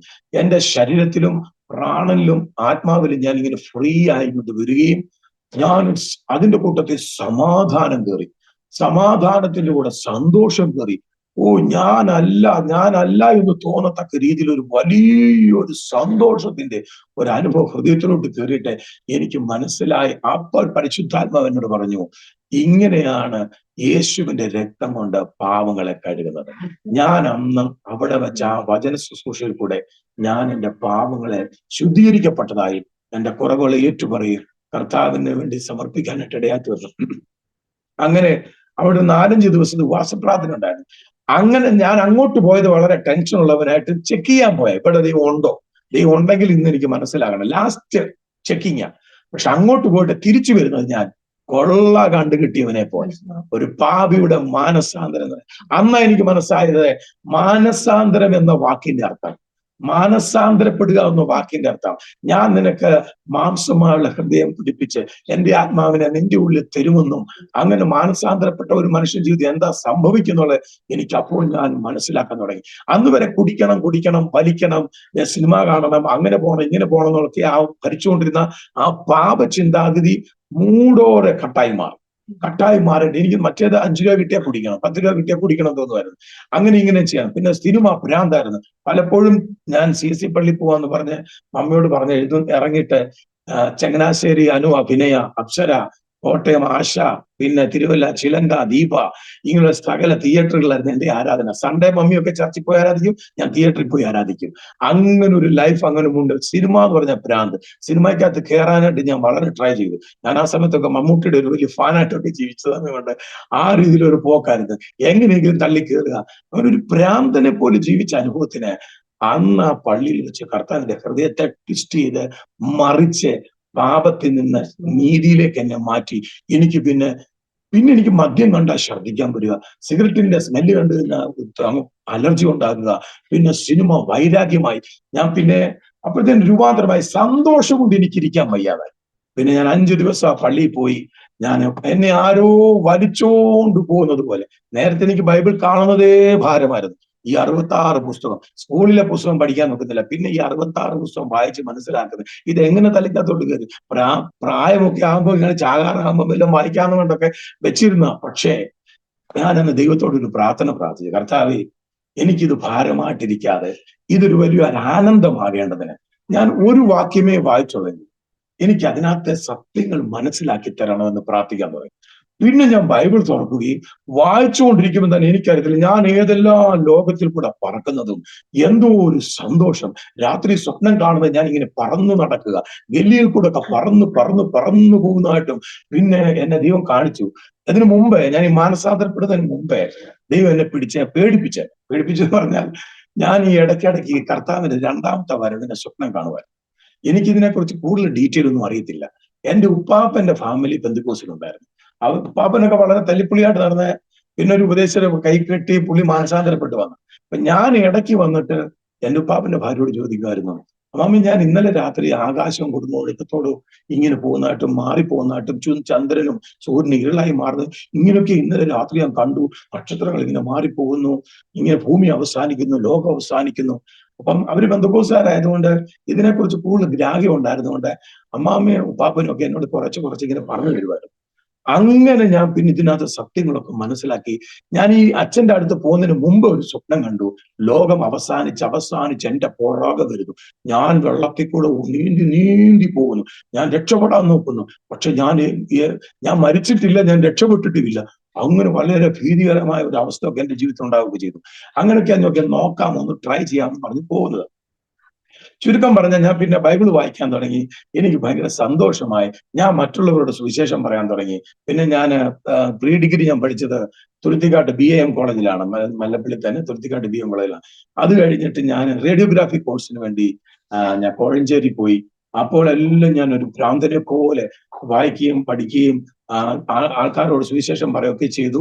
ചുരുക്കം പറയാം, ഒത്തിരി സാക്ഷ്യം ഉണ്ടെങ്കിലും ഞങ്ങളുടെ അടുത്ത് ആ സമയത്ത് ചർച്ച് ഓഫ് ക്രൈസ്റ്റ് എന്ന് പറഞ്ഞൊരു സഭ തുടങ്ങി. എനിക്ക് പെന്തക്കോസ്തിനോട് ഒട്ടും താല്പര്യമില്ല, ഒട്ടും ഇഷ്ടവുമല്ല. അപ്പൊ ഞാൻ ഞങ്ങളുടെ ചർച്ചിലൊക്കെ പിന്നെ പോകാൻ തുടങ്ങി. പക്ഷെ ഞങ്ങളുടെ ചർച്ചിൽ പോയിക്കൊണ്ടിരുന്ന സമയത്ത് പരിശുദ്ധാത്മാവിന്റെ ശക്തി എന്നിൽ വ്യാപരിപ്പാനിടയായി തീർന്നു. പക്ഷേ അതിനു മുമ്പ് church of Christ church start ചെയ്തപ്പോൾ അവർ കൺവെൻഷൻ വെച്ചപ്പോൾ 3 ദിവസത്തെ കൺവെൻഷൻ, ആ 3 ദിവസവും കോട്ടയത്തുള്ള ഒരു ദേവദാസനാണ് ഇവരുടെ മെയിൻ ആൾ വന്നാണ് പ്രസംഗിച്ചത്. ഈ 3 ദിവസത്തെയും സബ്ജക്റ്റ് സ്നാനത്തെ കുറിച്ചായിരുന്നു. അപ്പൊ അന്ന് എന്റെ ഉള്ളിലുണ്ടായിരുന്ന ഒത്തിരി ഡൗട്ട്സ് ഉണ്ടായിരുന്നു. അതെല്ലാം എനിക്ക് അതിനകത്ത് ക്ലിയർ ആയിട്ട് ഞാൻ കൺവെൻഷൻ കഴിഞ്ഞിട്ട് ഞാൻ ആ ചർച്ചിലെ പാസ്റ്ററിനടുത്ത് വിട്ടു പോയിരുന്നു. എനിക്ക് ഈ സ്നാനത്തെ കുറിച്ചൊന്നും അറിയണം. അതേ ചെറിയൊരു ബുക്ക്ലെറ്റ് എന്റെ കയ്യിൽ തന്നിട്ട് പറഞ്ഞു, മോൻ ഒരു കാര്യം ചെയ്യും, ഇതും കൊണ്ട് പോയി പഠിക്കേ. എന്നിട്ട് ഇങ്ങനെ ഒരു കാര്യം കൂടെ പറഞ്ഞു, ഈ പുസ്തകം വായിക്കുന്നത് മാത്രമല്ല, ഈ പുസ്തകത്തിൽ എഴുതിയിരിക്കുന്നതും ഈ വചനവും അധ്യായവും ഈ വാക്യവും ബൈബിളിൽ ഉണ്ടോന്നുകൂടെ മോനൊന്ന് നോക്കണമെന്ന് എന്നോട് പറഞ്ഞു. അതെനിക്ക് സത്യമാണല്ലോ. മാത്രമല്ല, ഞാൻ ആ പ്രസംഗം നടക്കുന്ന സമയത്ത്, ആ കൺവെൻഷൻ നടക്കുന്ന സമയത്ത് രാത്രിയിൽ പോയി ബൈബിൾ തുറക്കും. എവിടെല്ലാം തുറന്നിട്ടുണ്ടോ അവിടെ എല്ലാം സ്നാനത്തിന്റെ വാക്യങ്ങളാണ്. എത്ര ഭാഗം ഞാൻ തുറക്കുന്നത് മുഴുവൻ സ്നാനത്തിന്റെ ആ മുറിയിലോട്ടാണ് കയറി ചെല്ലുന്നത്. അപ്പൊ എനിക്ക് അത്ഭുതം തോന്നി, ഇത് സത്യമായിട്ട് ഇത് ഉള്ളതാ, ഇതിനെക്കുറിച്ച് മനസ്സിലാക്കണം. പിന്നെ ആ പുസ്തകം വായിച്ചപ്പോഴും ബൈബിളിലുണ്ട്. അപ്പൊ ബരോബയിലെ വിശ്വാസികളെ പോലെ അതങ്ങനെ തന്നെയോ എന്ന് പരിശോധിക്കുവാൻ പരിശുദ്ധാത്മാവ് എന്നെ അന്ന് സഹായിച്ചതുപോലെ ഇന്നും സഹായിക്കുന്നുണ്ട്. അന്ന് ഞാൻ നോക്കിയപ്പം ഇത് സത്യമാണ്. പക്ഷെ ഞാൻ സ്നാനം മനസ്സിലാക്കി, ഇത് സത്യമാണ്, ഇത് സ്നാനപ്പെടണം. പക്ഷെ ഞാൻ പെന്തക്കോസിൽ പോയില്ല, ഞാൻ CSI തന്നെ പൊക്കോണ്ടിരുന്നു. പക്ഷെ അങ്ങനെ പൊക്കോണ്ടിരുന്ന സമയത്ത് 92 മല്ലപ്പള്ളിയിലെ IPC ചർച്ചില് ഒരു കൺവെൻഷൻ നടക്കുമ്പോൾ PG മാസ്റ്റർ എന്ന് പറയുന്ന ദേവദാസൻ തൃശ്ശൂരിൽ നിന്ന് വന്ന അദ്ദേഹം ഈ പ്രസംഗിക്കുന്ന സമയത്ത് സ്നാനത്തെ കുറിച്ച് നല്ല ക്ലാസ് എടുത്തു. നല്ല പ്രസംഗമായിരുന്നു. ഞാൻ പുറകെ പോയിരുന്നു, എന്റെ വേറൊരു കൂട്ടുകാരനുണ്ടായിരുന്നു, അദ്ദേഹം വന്ന് കേട്ടു. എന്നിട്ട് ലാസ്റ്റിൽ അദ്ദേഹം ശിശു സ്നാനത്തിനെതിരായിട്ടും പറഞ്ഞു. രണ്ടും മനസ്സിലാക്കി. അന്ന് ഞാൻ തീരുമാനിച്ചു സ്നാനപ്പെടണം തീരുമാനിച്ചു. രാത്രി തീരുമാനിച്ചു. എനിക്കറിയാം വീട്ടിൽ പ്രശ്നമാകും. ഏതുപോലെ രാത്രി തന്നെ ഞാൻ എന്റെ ബനിയനും ചെറിയ ചപ്പാത്തി ചുരുട്ടുന്ന പോലെ എക്സ്ട്രാ തുണി ഇങ്ങനെ ചുരുട്ടി പിടിച്ച് ചപ്പാത്തി സ്കൂളിലൊക്കെ കൊണ്ടുപോകുന്നത് പോലെ മമ്മി അറിയുകയും ചെയ്തിരുന്നുണ്ട്. എന്റെ പിതാവ് അന്ന് ഗൾഫില. പക്ഷെ രാവിലെ ഞാൻ എൻ്റെ കൂട്ടുകാരനോട് പറഞ്ഞു, നീ രാവിലെ പറഞ്ഞു, ആരും അറിയണ്ട. എൻ്റെ ഉപ്പാവനോട് ആരോടും ഞാൻ പറഞ്ഞില്ല. അന്ന് രാത്രിയിലും സ്നാനപ്പെടാൻ തീരുമാനം എടുത്ത രാത്രിയിലും ഞാൻ ഒരു പാസ്റ്ററിനെടുത്തി എന്ന് പറഞ്ഞു. എനിക്ക് ബന്ധുക്കോസിന്റെ സിസ്റ്റം ഒന്നും അറിയത്തില്ല. അദ്ദേഹം പറഞ്ഞു, മോനെ നീ നാളെ വരാൻ പറഞ്ഞു. ഒത്തിരി കാര്യമുണ്ട്, അതിനിടയ്ക്ക് ഒത്തിരി സംഭവങ്ങളൊക്കെ നടന്നു. പക്ഷെ പിറ്റേ ദിവസം രാവിലെ എന്നെ എന്റെ കൂട്ടുകാരന്റെ പിതാവ് എന്നെ അവിടുന്ന് കൊണ്ടുപോകായിരുന്നു സ്നാനപ്പെടാൻ. ഞാൻ സ്നാനപ്പെട്ട് കയറുമ്പോഴൊക്കെ എന്റെ ചിന്ത, ഇപ്പൊ സ്വർഗം തുറക്കും, പ്രാവ് ഇറങ്ങി വരും. ഞാൻ വളരെ പ്രതീക്ഷയോടെ യേശു സ്നാനപ്പെട്ട പ്രാവ് ഇറങ്ങി എന്നൊക്കെ പറഞ്ഞ ഭയങ്കര സന്തോഷത്തോടെ ഇറങ്ങി. പക്ഷെ പ്രാവൊന്നും വന്നില്ല. പക്ഷെ സന്തോഷം ഭയങ്കരമായിട്ടുണ്ടായി. കാരണം PG മാസ്റ്ററിന്റെ പ്രസംഗിച്ചുകൊണ്ടിരിക്കുമ്പോൾ എന്നോട് പരിശുദ്ധാത്മ പറഞ്ഞത്, നീ സത്യം അറിഞ്ഞിട്ട് അനുസരിക്കാതിരിക്കുന്നത് ഒരു പാപമാണ്. നീ അതുകൊണ്ട് അനുസരിച്ചേ മതിയാവത്തുള്ളൂ. ഞാൻ അങ്ങനെ തീരുമാനം എടുത്തു. ഞാൻ പ്രസംഗിക്കുന്നുണ്ട്, പക്ഷെ ഞാൻ എല്ലാവരോടും പറയുന്നുണ്ട്, പക്ഷെ ഞാൻ സ്നാനപ്പെട്ടിട്ടില്ല. ഞാൻ എല്ലാവരോടും പറഞ്ഞുണ്ട് സ്നാനപ്പെടണം, ഞാൻ CSI-കാരനാണ്, പക്ഷെ നിങ്ങൾ സ്നാനപ്പെടണം, സ്നാനപ്പെട്ടില്ല സ്വർഗത്തിൽ പോകത്തില്ല. പക്ഷെ ഞാൻ പറയുന്നു, ഞാൻ അനുസരിക്കുന്നില്ല. അന്ന് രാത്രി പരിശുദ്ധാത്മ ശക്തമായി നിർബന്ധിച്ച കാരണം ഇനി എന്തോ വന്നാലും സ്നാനപ്പെടുക എന്നുണ്ട്.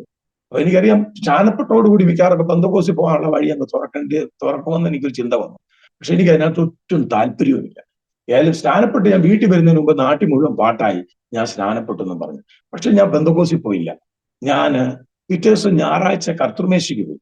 കർത്തൃമേശയ്ക്ക് പോയി ഞാൻ കർത്തൃമേശ അന്നത്തെ അനുഭവിച്ചപ്പോൾ എനിക്ക് കരച്ചിൽ വന്നു.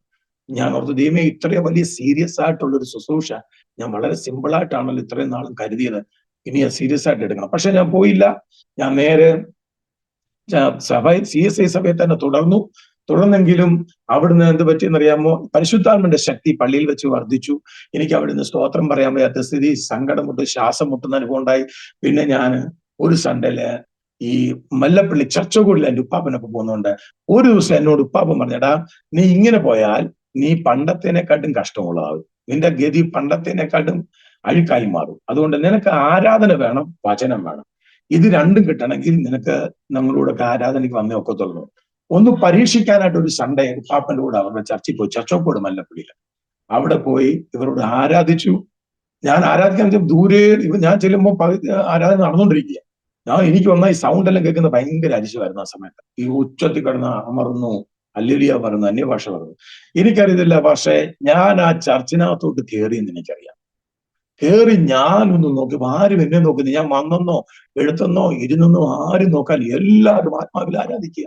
ആരാധിച്ചാൽ ഞാൻ ആദ്യം പ്രിയ സ്തോത്രം പറഞ്ഞു, പിന്നെ ഒരു സൗണ്ട് കൂട്ടി പറഞ്ഞു, ഉറക്കെ പറഞ്ഞു നോക്കി. ഞാൻ പിന്നെ ഒരു വട്ടനെ പോലെ, ഒരു ഭ്രാന്തനെ പോലെ ഹല്ലേലൂയയും സ്തോത്രം എല്ലാം പറയാൻ തുടങ്ങി. അയ്യോ, എന്തോ ഒരു സ്വാതന്ത്ര്യം! അന്ന് എനിക്ക് മനസ്സിലായി, ഇവിടെ ആരാധനയ്ക്ക് സ്വാതന്ത്ര്യമുണ്ട്. മറ്റേത് പള്ളിയിൽ നിന്ന് സ്തോത്രം പോലും പെയ്യെ പറമ്പ് എല്ലാവരും നോക്കുക. ഇവിടെ തലകുത്തി മറിഞ്ഞാലും ആരും ശ്രദ്ധിക്കാനില്ല. കാരണം എല്ലാവരും അപ്പനെ ആരാധിക്കുക. എനിക്കിവിടെ സ്വാതന്ത്ര്യം ഉണ്ടല്ലോ. അങ്ങനെ ആരാധന കഴിഞ്ഞപ്പോൾ ഞാനൊരു തീരുമാനമെടുത്തു, ഇനി നാണം കെട്ടാലും വേണ്ടില്ല, ഈ ജാതിയുടെ കൂടെ ഞാൻ ആരാധിക്കും. ഞാൻ ഇനി ഒറ്റയ്ക്കാണേലും സത്യത്തിന് വേണ്ടി ഞാൻ ഒറ്റയ്ക്ക് നിൽക്കുന്ന ഒരു തീരുമാനം. മരിക്കുന്നെങ്കിൽ ജീവിക്കുന്ന ക്രിസ്തു, മരിക്കുന്നത് ലാഭം എന്നൊരു തീരുമാനമെടുത്തു. ഞാൻ അന്ന് മുതൽ പെന്തക്കോസ്തിൽ പോകാൻ തുടങ്ങി. പിന്നെ വീട്ടിലൊക്കെ ഒത്തിരി പ്രശ്നങ്ങളൊക്കെ നടന്നു, അത് വേറെ വിഷയം, എല്ലാം പറയാൻ ഒത്തിരി സമയം എടുക്കും. പിന്നെ ഞാൻ കുറെ നാൾ നാട്ടിലൊക്കെ നിന്ന് കഴിഞ്ഞ ശേഷം ഞാൻ പിന്നെ ബോംബെ വരികയായിരുന്നു. ബോംബെ വന്ന് 5 വർഷം ഹോസ്പിറ്റലിൽ ജോലി ചെയ്തു. അതിനിടയ്ക്ക് ഒത്തിരി കഷ്ടം വന്നു, പ്രയാസം വന്നു. ജോലി വിട്ടു കഴിഞ്ഞ് ഒത്തിരി നഷ്ടങ്ങൾ ഉണ്ടായി. പിന്നെ ഞാൻ ഭോപ്പാലി വന്നു. ഭോപ്പാലി വരുന്നിടം വരെ 2 പ്രായമുള്ളവരെ ഹോസ്പിറ്റലിലൊക്കെ ശുശ്രൂഷിച്ചുകൊണ്ട് ഗോരഗാവിലും അതുപോലെ മുംബൈയിലും ഒക്കെ 2 പ്രായമുള്ളവരെയൊക്കെ നോക്കി. ഒരു നേരത്തെ ആഹാരത്തിനുള്ള വകുപ്പൊക്കെ നോക്കി. അന്നത്തെ ഞങ്ങളുടെ അവിടുത്തെ പാസ്റ്റർ ബാച്ചലറായിരുന്നു, അദ്ദേഹത്തിൻ്റെ കൂടെ താമസിച്ചു. പിന്നെ ഭോപ്പാലി വന്നു. ഭോപ്പാലി വന്ന് 2ാം വർഷം ഞാൻ പഠിച്ചുകൊണ്ടിരിക്കുന്ന സമയത്താണ് എൻ്റെ വിവാഹം കഴിയുന്നത്. വിവാഹത്തിനെ കുറിച്ചൊക്കെ പറഞ്ഞു. ദൈവത്തിന്റെ ആത്മാവ്, വൈഫ് പറഞ്ഞതിന്റെ മദറിലോട് ദൈവത്തിന്റെ ആത്മാവ് എൻ്റെ പേര് സഹിതം വെളിപ്പെടുത്തി കൊടുത്താന്ന് പറഞ്ഞു. അങ്ങനെ ഈ വിവാഹം കഴിയുവാനിടയായി തീർന്നു. എന്റെ ഗ്രാജുവേഷന്റെ സമയത്ത് എനിക്ക് മകളുണ്ടായി. കുറച്ചു ദിവസം, അന്ന് വൈഫ് ബോംബെയിലാ, അവർ ജോലി ചെയ്യാൻ. ഞാൻ ജോലി പിടിപ്പിക്കാനായിട്ട് ഞാൻ ശ്രമിച്ചില്ല. കാരണം വൈഫിന്റെ വീട്ടിൽ നിന്ന് ഒറ്റയ്ക്ക് ഇറങ്ങി, ഞാൻ എൻ്റെ വീട്ടിൽ നിന്ന് ഒറ്റയിറങ്ങി. ഇന്ന് വൈഫിന്റെ വീട്ടിൽ എല്ലാവരും വിശ്വാസത്തിലുണ്ട്. എന്റെ വീട്ടിൽ നിന്ന് എൻ്റെ പപ്പായും മമ്മിയും സഹോദരി കുടുംബം, സഹോദരൻ കുടുംബം ആരും ഇന്നും വിശ്വാസത്തിലല്ല. അവരെല്ലാം നാമധേയ ക്രൈസ്തവരായിട്ട് നിൽക്കുന്നു. അതിൻ്റെതായ പല പല പ്രയാസങ്ങളും ബുദ്ധിമുട്ടുകളൊക്കെ ഉണ്ടായി. അതുകൊണ്ട് ഞങ്ങളുടെ ജീവിതത്തില് പിന്നെ മോള് ജനിച്ചു കുറച്ച് ചില മാസം കഴിഞ്ഞപ്പോൾ അവളെ ഇങ്ങനെ മുഴ പോലെ തലേ വന്നു. അത് ഇൻഫെക്ഷനായി ദേഹത്തായി. എൻ്റെ വൈഫ് അവളെ കൊണ്ട് ഒത്തിരി കഷ്ടപ്പെട്ടു, ജ്യേഷ്ഠത്തി കഷ്ടപ്പെട്ടു. ഞാൻ അന്നേരം ഇവിടെ എല്ലാം ഛത്തീസ്ഗഡിലും എല്ലാം വേല ചെയ്തുകൊണ്ടിരുന്നു. സഭാചാരത്തിൽ ഞാൻ ആയിട്ടില്ല എൻ്റെ ഗ്രാജുവേഷനൊക്കെ കഴിഞ്ഞിട്ട്. പിന്നെ ഞാൻ പലപ്പോഴും ബോംബെ ചെല്ലുമ്പോൾ കുഞ്ഞ് സീരിയസ് ആയിട്ട് കാണുമായിരുന്നു. എന്തോ ചെയ്യാനൊക്കും. ഞങ്ങളുടെ 2 വീട്ടിലും ഞങ്ങളെ ജോലി വിടുന്ന, വൈഫ് ജോലി വിടുന്നതോട് താല്പര്യമില്ല. അങ്ങനെ നിന്ന് വീട്ടുകാരെ പേടിച്ചിട്ടാണ് ജോലി പിടിപ്പിക്കാൻ നിൽക്കുന്നത്. പിന്നെ ചെലവും നടക്കില്ല. അന്നൊക്കെ തുച്ഛമായ നമുക്ക് സപ്പോർട്ട് മാത്രമേ നമുക്ക് കിട്ടിയിരുന്നുള്ളൂ. പിന്നെ അങ്ങനെ മുന്നോട്ട് പോയി. പിന്നെ ലാസ്റ്റ് എൻ്റെ വൈഫിന്റെ ആങ്ങള വൈഫിനെയും കുഞ്ഞിനെയും കൊണ്ട് ഭോപ്പാലിൽ കൊണ്ടുവിട്ടു. ആ കാര്യം വൈഫ് പറഞ്ഞായിരുന്നു. വീട്ടിവിടെ വന്നു. അതിനിടയ്ക്ക് എനിക്ക് പല ആക്സിഡന്റുകളും ഉണ്ടായി. എൻ്റെ ജീവിതത്തിൽ കുറഞ്ഞ ഒരു 10-12 പരം ആക്സിഡന്റ് ഉണ്ടായിട്ടുണ്ട്. അങ്ങനെ ആക്സിഡന്റ് ഉണ്ടായി. ദൈവം അതിൽ നിന്നെല്ലാം എന്നെ വിടിയിക്കാനിടയായി തീർന്നു. പല ഓപ്പറേഷൻസ് എൻ്റെ ജീവിതത്തിലുണ്ടായി. പിന്നെ മോള് ജനിച്ച് ഒരു 1-2 വർഷം കഴിഞ്ഞപ്പോഴത്തേക്ക് മകനുണ്ടായി. മകനുണ്ടായപ്പോഴും ഡോക്ടർമാർ പറഞ്ഞു അവൻ നോർമലാന്ന് പറഞ്ഞു. പക്ഷെ കുറച്ച് ദിവസം കഴിഞ്ഞപ്പോഴാണ് മനസ്സിലാവാൻ ഓരോരോ പ്രയാസങ്ങൾ ഉണ്ടായി. പിന്നെ ഞാൻ അവരെ നാട്ടിൽ നിന്ന് ഭോപ്പാലിൽ കൊണ്ടുവന്നു. ഭോപ്പാലിൽ കൊണ്ടുവന്നു കഴിഞ്ഞ് കുഞ്ഞിന്റെ അസുഖമൊന്നും കുറഞ്ഞില്ല. പല ഹോസ്പിറ്റലുകൾ മാറി മാറി ഞങ്ങൾ ചികിത്സിച്ചു. നാട്ടിലും ഒരു ഡോക്ടറെ കാണിച്ചു, അഞ്ചലില് കാർഡിയോളജിസ്റ്റിനെ കാണിച്ചു. അവർ പറഞ്ഞു 30% പിള്ളേർക്കുള്ള അസുഖമാണെന്ന് പറഞ്ഞു, ടാബ്ലറ്റ് ഒന്നും കൊടുക്കണ്ടെന്നൊക്കെ പറഞ്ഞു. ഞങ്ങൾ ഇവിടെ വന്നു അവനെ നോക്കിക്കൊണ്ട്. ഇതിനിടയ്ക്ക് മോൻ സീരിയസ് ആയി മാറി. പിന്നെ ഇവിടെ ഡോക്ടറെ കൊണ്ട് കാണിച്ചു, എക്കോ കാർഡിയോഗ്രാം എടുത്തു. അപ്പോഴാ പറഞ്ഞ അവന്റെ ഹാർട്ടിന് വാൽവ് ഉണ്ടെന്ന് പറഞ്ഞു, ഹോൾ ഉണ്ടെന്ന് പറഞ്ഞു. അങ്ങനെ പാർശ്വം ചിന്തിക്കുക, ഒന്നാമത് ജീവിക്കാനുള്ള സാഹചര്യം വളരെ കുറവ്. വീട്ടിൽ നിന്ന് ഒറ്റയ്ക്ക് വിശ്വാസത്തിൽ ഇറങ്ങി. പിന്നെ നല്ല ജോലി ഉണ്ടായിരുന്നു, അത് വിട്ടു. വീട്ടുകാരുടെ ആഗ്രഹങ്ങളൊന്നും സാധിപ്പിക്കാതെ പോയതിന്റെ അരിശം വീട്ടുകാർക്ക്. പിന്നെ ഞാൻ ദൈവത്തോട് ഇറങ്ങും, പ്രാർത്ഥിക്കും, ദൈവമേ ആരുടെ മുമ്പിൽ കഴിഞ്ഞിട്ടാൻ ഇടയാകരുത്. അങ്ങനെയൊക്കെ പ്രാർത്ഥിച്ചിറങ്ങി വന്നു. മോൻ എനിക്ക് അന്നേരം ഇവൻ ഈ സ്പെഷ്യൽ ചൈൽഡ് ആണെന്ന് എനിക്ക് അന്നേരവും അത്ര മനസ്സിലായിട്ടില്ല. ആ സമയങ്ങളിൽ ഹാർട്ടിന് പ്രോബ്ലം ആണെന്ന് പറഞ്ഞപ്പോൾ ഞാൻ എന്റെ ചങ്ക് തകർന്നു പോയി. ദൈവമേ, ഒരു കുഞ്ഞിന് പനി വന്നു കഴിഞ്ഞാൽ മരുന്ന് മേടിക്കുന്ന കാര്യം എങ്ങനെയാന്ന് ചിന്തിച്ചിരിക്കുമ്പോഴാ ഹാർട്ടിന് ഹോൾ എന്ന് പറഞ്ഞപ്പോഴേ സത്യം പറഞ്ഞാൽ എനിക്ക് ഹാർട്ട് ഉണ്ടോ എന്ന് തന്നെ എനിക്ക് തോന്നിപ്പോയി. എനിക്ക് കണ്ട അറ്റാക്ക് വല്ലതും വന്ന എന്ത് ചെയ്യും? ഞാൻ ഈ കുഞ്ഞിനെ എങ്ങനെ ചികിത്സിക്കും? ഒരു രോഗിയായ ഒരു കൊച്ചിനെ. അങ്ങനെ ഇവിടെ പല ആശുപത്രിയിൽ അഡ്മിറ്റ് ചെയ്തു, കൊണ്ടുപോയി അങ്ങോട്ട് എടുത്ത് ഇങ്ങോട്ട്. അന്ന് ഡോക്ടർ എക്കോ കാർഡിയോഗ്രാഫിൽ എടുത്ത് കൊണ്ടുവന്ന് കഴിഞ്ഞിട്ട് പിന്നെ ഞങ്ങളെ എന്ത് ചെയ്യുന്നോ, കത്തോലിക്കലെ ചില അച്ഛന്മാരും കൂടി ചേർന്ന് ബാംഗ്ലൂർ മണിപ്പാൽ ഹോസ്പിറ്റലിൽ കൊണ്ടുപോയി അവന്റെ ഹാർട്ടിന്റെ ചികിത്സയ്ക്ക് വേണ്ടി. ഹാർട്ടിന്റെ ചികിത്സയ്ക്ക് വേണ്ടി മണിപ്പാൽ ഹോസ്പിറ്റലിൽ ചെന്നപ്പോൾ അച്ഛന്മാരെ കൊണ്ടുപോയി ഭോപ്പാലിൽ നിന്ന്. അതും ഒരു വലിയ സാക്ഷ്യം ഒത്തിരി പറയാനുണ്ട് അതിന്റെ ഇടയ്ക്ക് സംഭവിച്ചൊക്കെ. അങ്ങനെ ഞങ്ങള് മണിപ്പാലിൽ ബാംഗ്ലൂരിൽ ചെന്നപ്പോൾ അവിടെ വെച്ചാൽ ഞാൻ അറിയുന്ന കുഞ്ഞിന് ബുദ്ധിയില്ല എന്നുള്ളത്. അവന് മന്ദബുദ്ധിയാന്നുള്ള രീതിയിലുള്ള സംസാരിച്ചു. അതുകൊണ്ട് കേട്ടപ്പോൾ ഭാഷ എനിക്ക് പിന്നെ ലോകത്തിൽ ജീവിച്ചിരിക്കാനേ താല്പര്യമില്ലായിരുന്നു. ഒന്ന് നാട്ടിൽ പറഞ്ഞ പോലെ ഇടിവെട്ടിയവന്റെ തല തേങ്ങ വീണെന്ന് പറഞ്ഞതുപോലെ, ഒന്ന് അവന് ഹാർട്ടിന് പ്രശ്നമുണ്ടെന്ന് പറഞ്ഞപ്പോഴേ ഞാൻ തകർന്നു. 2, അവിടെ ചെന്നപ്പോൾ കുഞ്ഞിന് ബുദ്ധിയില്ല എന്ന് പറഞ്ഞപ്പോൾ ഞാൻ ഭ്രാന്തനായി. അങ്ങനെ ഞാൻ മനോഭാരം ഏറി കർത്താവ്, ഞാൻ ഇടയ്ക്കെല്ലാം ചിന്തിക്കുവാൻ, ഇതിനിടയ്ക്കെല്ലാം ഞാൻ ഇങ്ങനെ ചോദിച്ചു, ദൈവം സത്യമായിട്ട് എനിക്ക് സുവിശേഷ വേലയ്ക്ക് പോയിന്നുണ്ടോ? അല്ലെ പിന്നെ ഇത്രയും പ്രശ്നം ഇങ്ങനെ മാറി മാറി വരുന്ന എന്താ? ഇങ്ങനെ ഈ ഒന്നും എനിക്ക് സന്തോഷിച്ചൊന്നും വചനം പ്രസംഗിക്കാൻ ഒക്കുന്നില്ല. ഞാൻ ഉദ്ദേശിക്കുന്ന അളവില് ആ സുവിശേഷം ഒന്ന് പറയാനോ ദൈവം പിടിപ്പിക്കുന്ന ദൈവനാന്നൊക്കെ പറയുമ്പോൾ ഇങ്ങനെയൊക്കെ പ്രസംഗിച്ചു വരുമ്പോഴായിരിക്കും ഓരോ പ്രശ്നം ഒന്നിന്റെ മേൽ ഓരോന്നിങ്ങനെ ഉണ്ടായിക്കൊണ്ടിരിക്കുന്നത്. പിന്നെ ഏറ്റവും വലിയ പ്രശ്നം, ഇതിനെല്ലാം പാസ്റ്റേ 1-2 രൂപയുടെ കേസല്ല. ഞങ്ങൾ ബാംഗ്ലൂരിൽ പോകണം, അവിടുന്ന് ഇവിടെ വരണം, പിന്നെ ഇടയ്ക്ക് ടെസ്റ്റുകൾ, എക്കോ കാർഡിയോഗ്രാം, ആ ടെസ്റ്റ്, ഈ ടെസ്റ്റ്, ഇതിനെല്ലാം പൈസ വേണം. ഞങ്ങൾക്ക് ആ സമയത്ത് കിട്ടിക്കൊണ്ടിരുന്ന 700 രൂപ, 1000 രൂപ കണ്ടേ ഉള്ളൂ. ഞങ്ങളുടെ ചെലവ് പോലും നടക്കുന്നില്ല. ആശാൻ ആരോട് ചോദിക്കും? വീട്ടിൽ ചോദിക്കാൻ വയ്യ. പിന്നെ അതിന്റെ ഇടയ്ക്ക് എന്റെ വീട്ടിൽ പറഞ്ഞു കഴിഞ്ഞാൽ അവർക്കും ബുദ്ധിമുട്ട്. അവരൊക്കെ ചിന്തിക്കുന്നത് ഇവന് ആവശ്യമില്ലാത്ത പണിക്ക് പോയിട്ടല്ലേ. ഇപ്പം മനുഷ്യരുടെല്ലാം ചോദിക്കേണ്ട ഗതികേടാണല്ലോ. അങ്ങനെ ഞാൻ ബാംഗ്ലൂരിൽ നിൽക്കുന്ന സമയത്ത് എനിക്ക് അവിടെ വെച്ച് വയറ്റുവേദന എടുത്ത് ഞാൻ അവിടെ കിടന്ന് കുത്തി മറിയൊക്കെ ചെയ്തു. ഞാനത് ബാംഗ്ലൂരിൽ വെച്ച് തന്നെ ഞാൻ മരിച്ചു പോകുമെന്ന് ഓർത്തു. എനിക്കറിയത്തില്ലായിരുന്നു അത് കിഡ്നി സ്റ്റോണിന്റെ പ്രശ്നമായിരുന്നു. ഞാൻ വണ്ടിയിലൊക്കെ കയറി ഒത്തിരി മറിയുകയും ഒക്കെ ചെയ്ത് ഒത്തിരി കഷ്ടപ്പെടുകയായിരുന്നു. അതിനുശേഷം പക്ഷെ അതിനു മുമ്പേ ഒരു സംഭവം ഉണ്ടായത്, മോൻ ജനിക്കുന്നതിന് മുമ്പ് ഞാൻ ഗ്രാജുവേഷൻ കഴിഞ്ഞ് 2001 ഞങ്ങൾ ഒരു സുവിശേഷ പ്രവർത്തനത്തിന് വേണ്ടി ഗുണ എന്ന് പറയുന്ന സ്ഥലം, മധ്യപ്രദേശ് തന്നെ, ഗുണ എന്ന് പറയുന്ന സ്ഥലത്തേക്ക് പോകുന്ന സമയത്ത് ഞങ്ങളുടെ ടാറ്റാ സുമോ, ഞങ്ങൾ 8 പേരുണ്ടായിരുന്നു. ഞങ്ങള് വണ്ടി വെട്ടിയിട്ട് പാലത്തിന്റെ മണ്ടേ, നമ്മൾ സിനിമയിലൊക്കെ കാണുന്ന പോലെ പാലത്തെ അടിച്ചടിച്ച് മിക്സിയിൽ അടിക്കുന്ന പോലെ ആറിന്റെ താഴത്തെ ആറ്റിപ്പോയി കിടന്നു. അന്ന് വണ്ടിയെല്ലാം പപ്പട പോലെ ചളങ്ങി. അന്ന് എന്റെ മൂക്കിന്റെ പാല ഒടിഞ്ഞ് 3 പീസായി. എന്റെ ഇവിടുന്ന് ഇങ്ങനെ കീറിപ്പോയി. ഞങ്ങളുടെ 8 പേരുണ്ടായിരുന്നു, ഒരു കുഞ്ഞു പോലും മരിച്ചില്ല. ഏറ്റവും കൂടുതൽ പറ്റിയത് എനിക്കായിരുന്നു. അങ്ങനെ എന്റെ മൂക്കിന്റെ ഓപ്പറേഷൻ എല്ലാം കഴിഞ്ഞ് ഞാൻ വീട്ടിൽ കിടക്കുന്ന സമയത്ത് അത് കഴിഞ്ഞപ്പോഴാണ് പോലീസുകാർ തപ്പി വന്നു. അതിനിടയ്ക്ക് കുറച്ച് ദിവസങ്ങളായി പോലീസുകാർ തപ്പി വന്നതെന്ന് വെച്ചാൽ ഈ ജീപ്പ് എടുത്തുകൊണ്ട് വേറെ ആൾക്കാർ കടന്നുപോയി. അത് പിന്നെ FIR ആയി. FIR എന്റെ പേരിലായിരുന്നു. അവസാനം FIR ശരിയാക്കാൻ ചെന്നപ്പം അവരെന്നെ പിടിച്ച് ജയിലിലിട്ടു. അങ്ങനെ 4-5 ദിവസം ഞാൻ ഗുണ സെൻട്രൽ ജയിലിൽ അവിടെ കിടക്കേണ്ടി വന്നു. എനിക്കറിയാത്തൊരു ദേശം, അതിനകത്ത് നടന്ന സംഭവങ്ങൾ ഒത്തിരി കാര്യങ്ങൾ പറയാനുണ്ട്. പക്ഷേ ദൈവം അതിനകത്തും ദാനിയേലിനെ സിംഹക്കുഴിയിൽ പോറ്റിയതുപോലെ പോറ്റി. അവിടുന്ന് ഞാൻ ഇറങ്ങി ഒരു 3-4 മാസം കഴിഞ്ഞപ്പോൾ ദുർഗ് എന്ന് പറഞ്ഞ സ്ഥലത്ത് ഞങ്ങൾ സുവിശേഷ പ്രവർത്തനം നടത്തിക്കൊണ്ടുവന്ന രാത്രിയിൽ സുവിശേഷ വിരോധികൾ ഞങ്ങളെ പിടിച്ചോണ്ടുപോയി. ഞങ്ങളുടെ വണ്ടിയും സ്ലീപ്പറും എല്ലാം സഹിതം എടുത്ത് പോലീസ് സ്റ്റേഷനിൽ അങ്ങനെ ഒരു ദിവസം കിടക്കേണ്ടി വന്നു.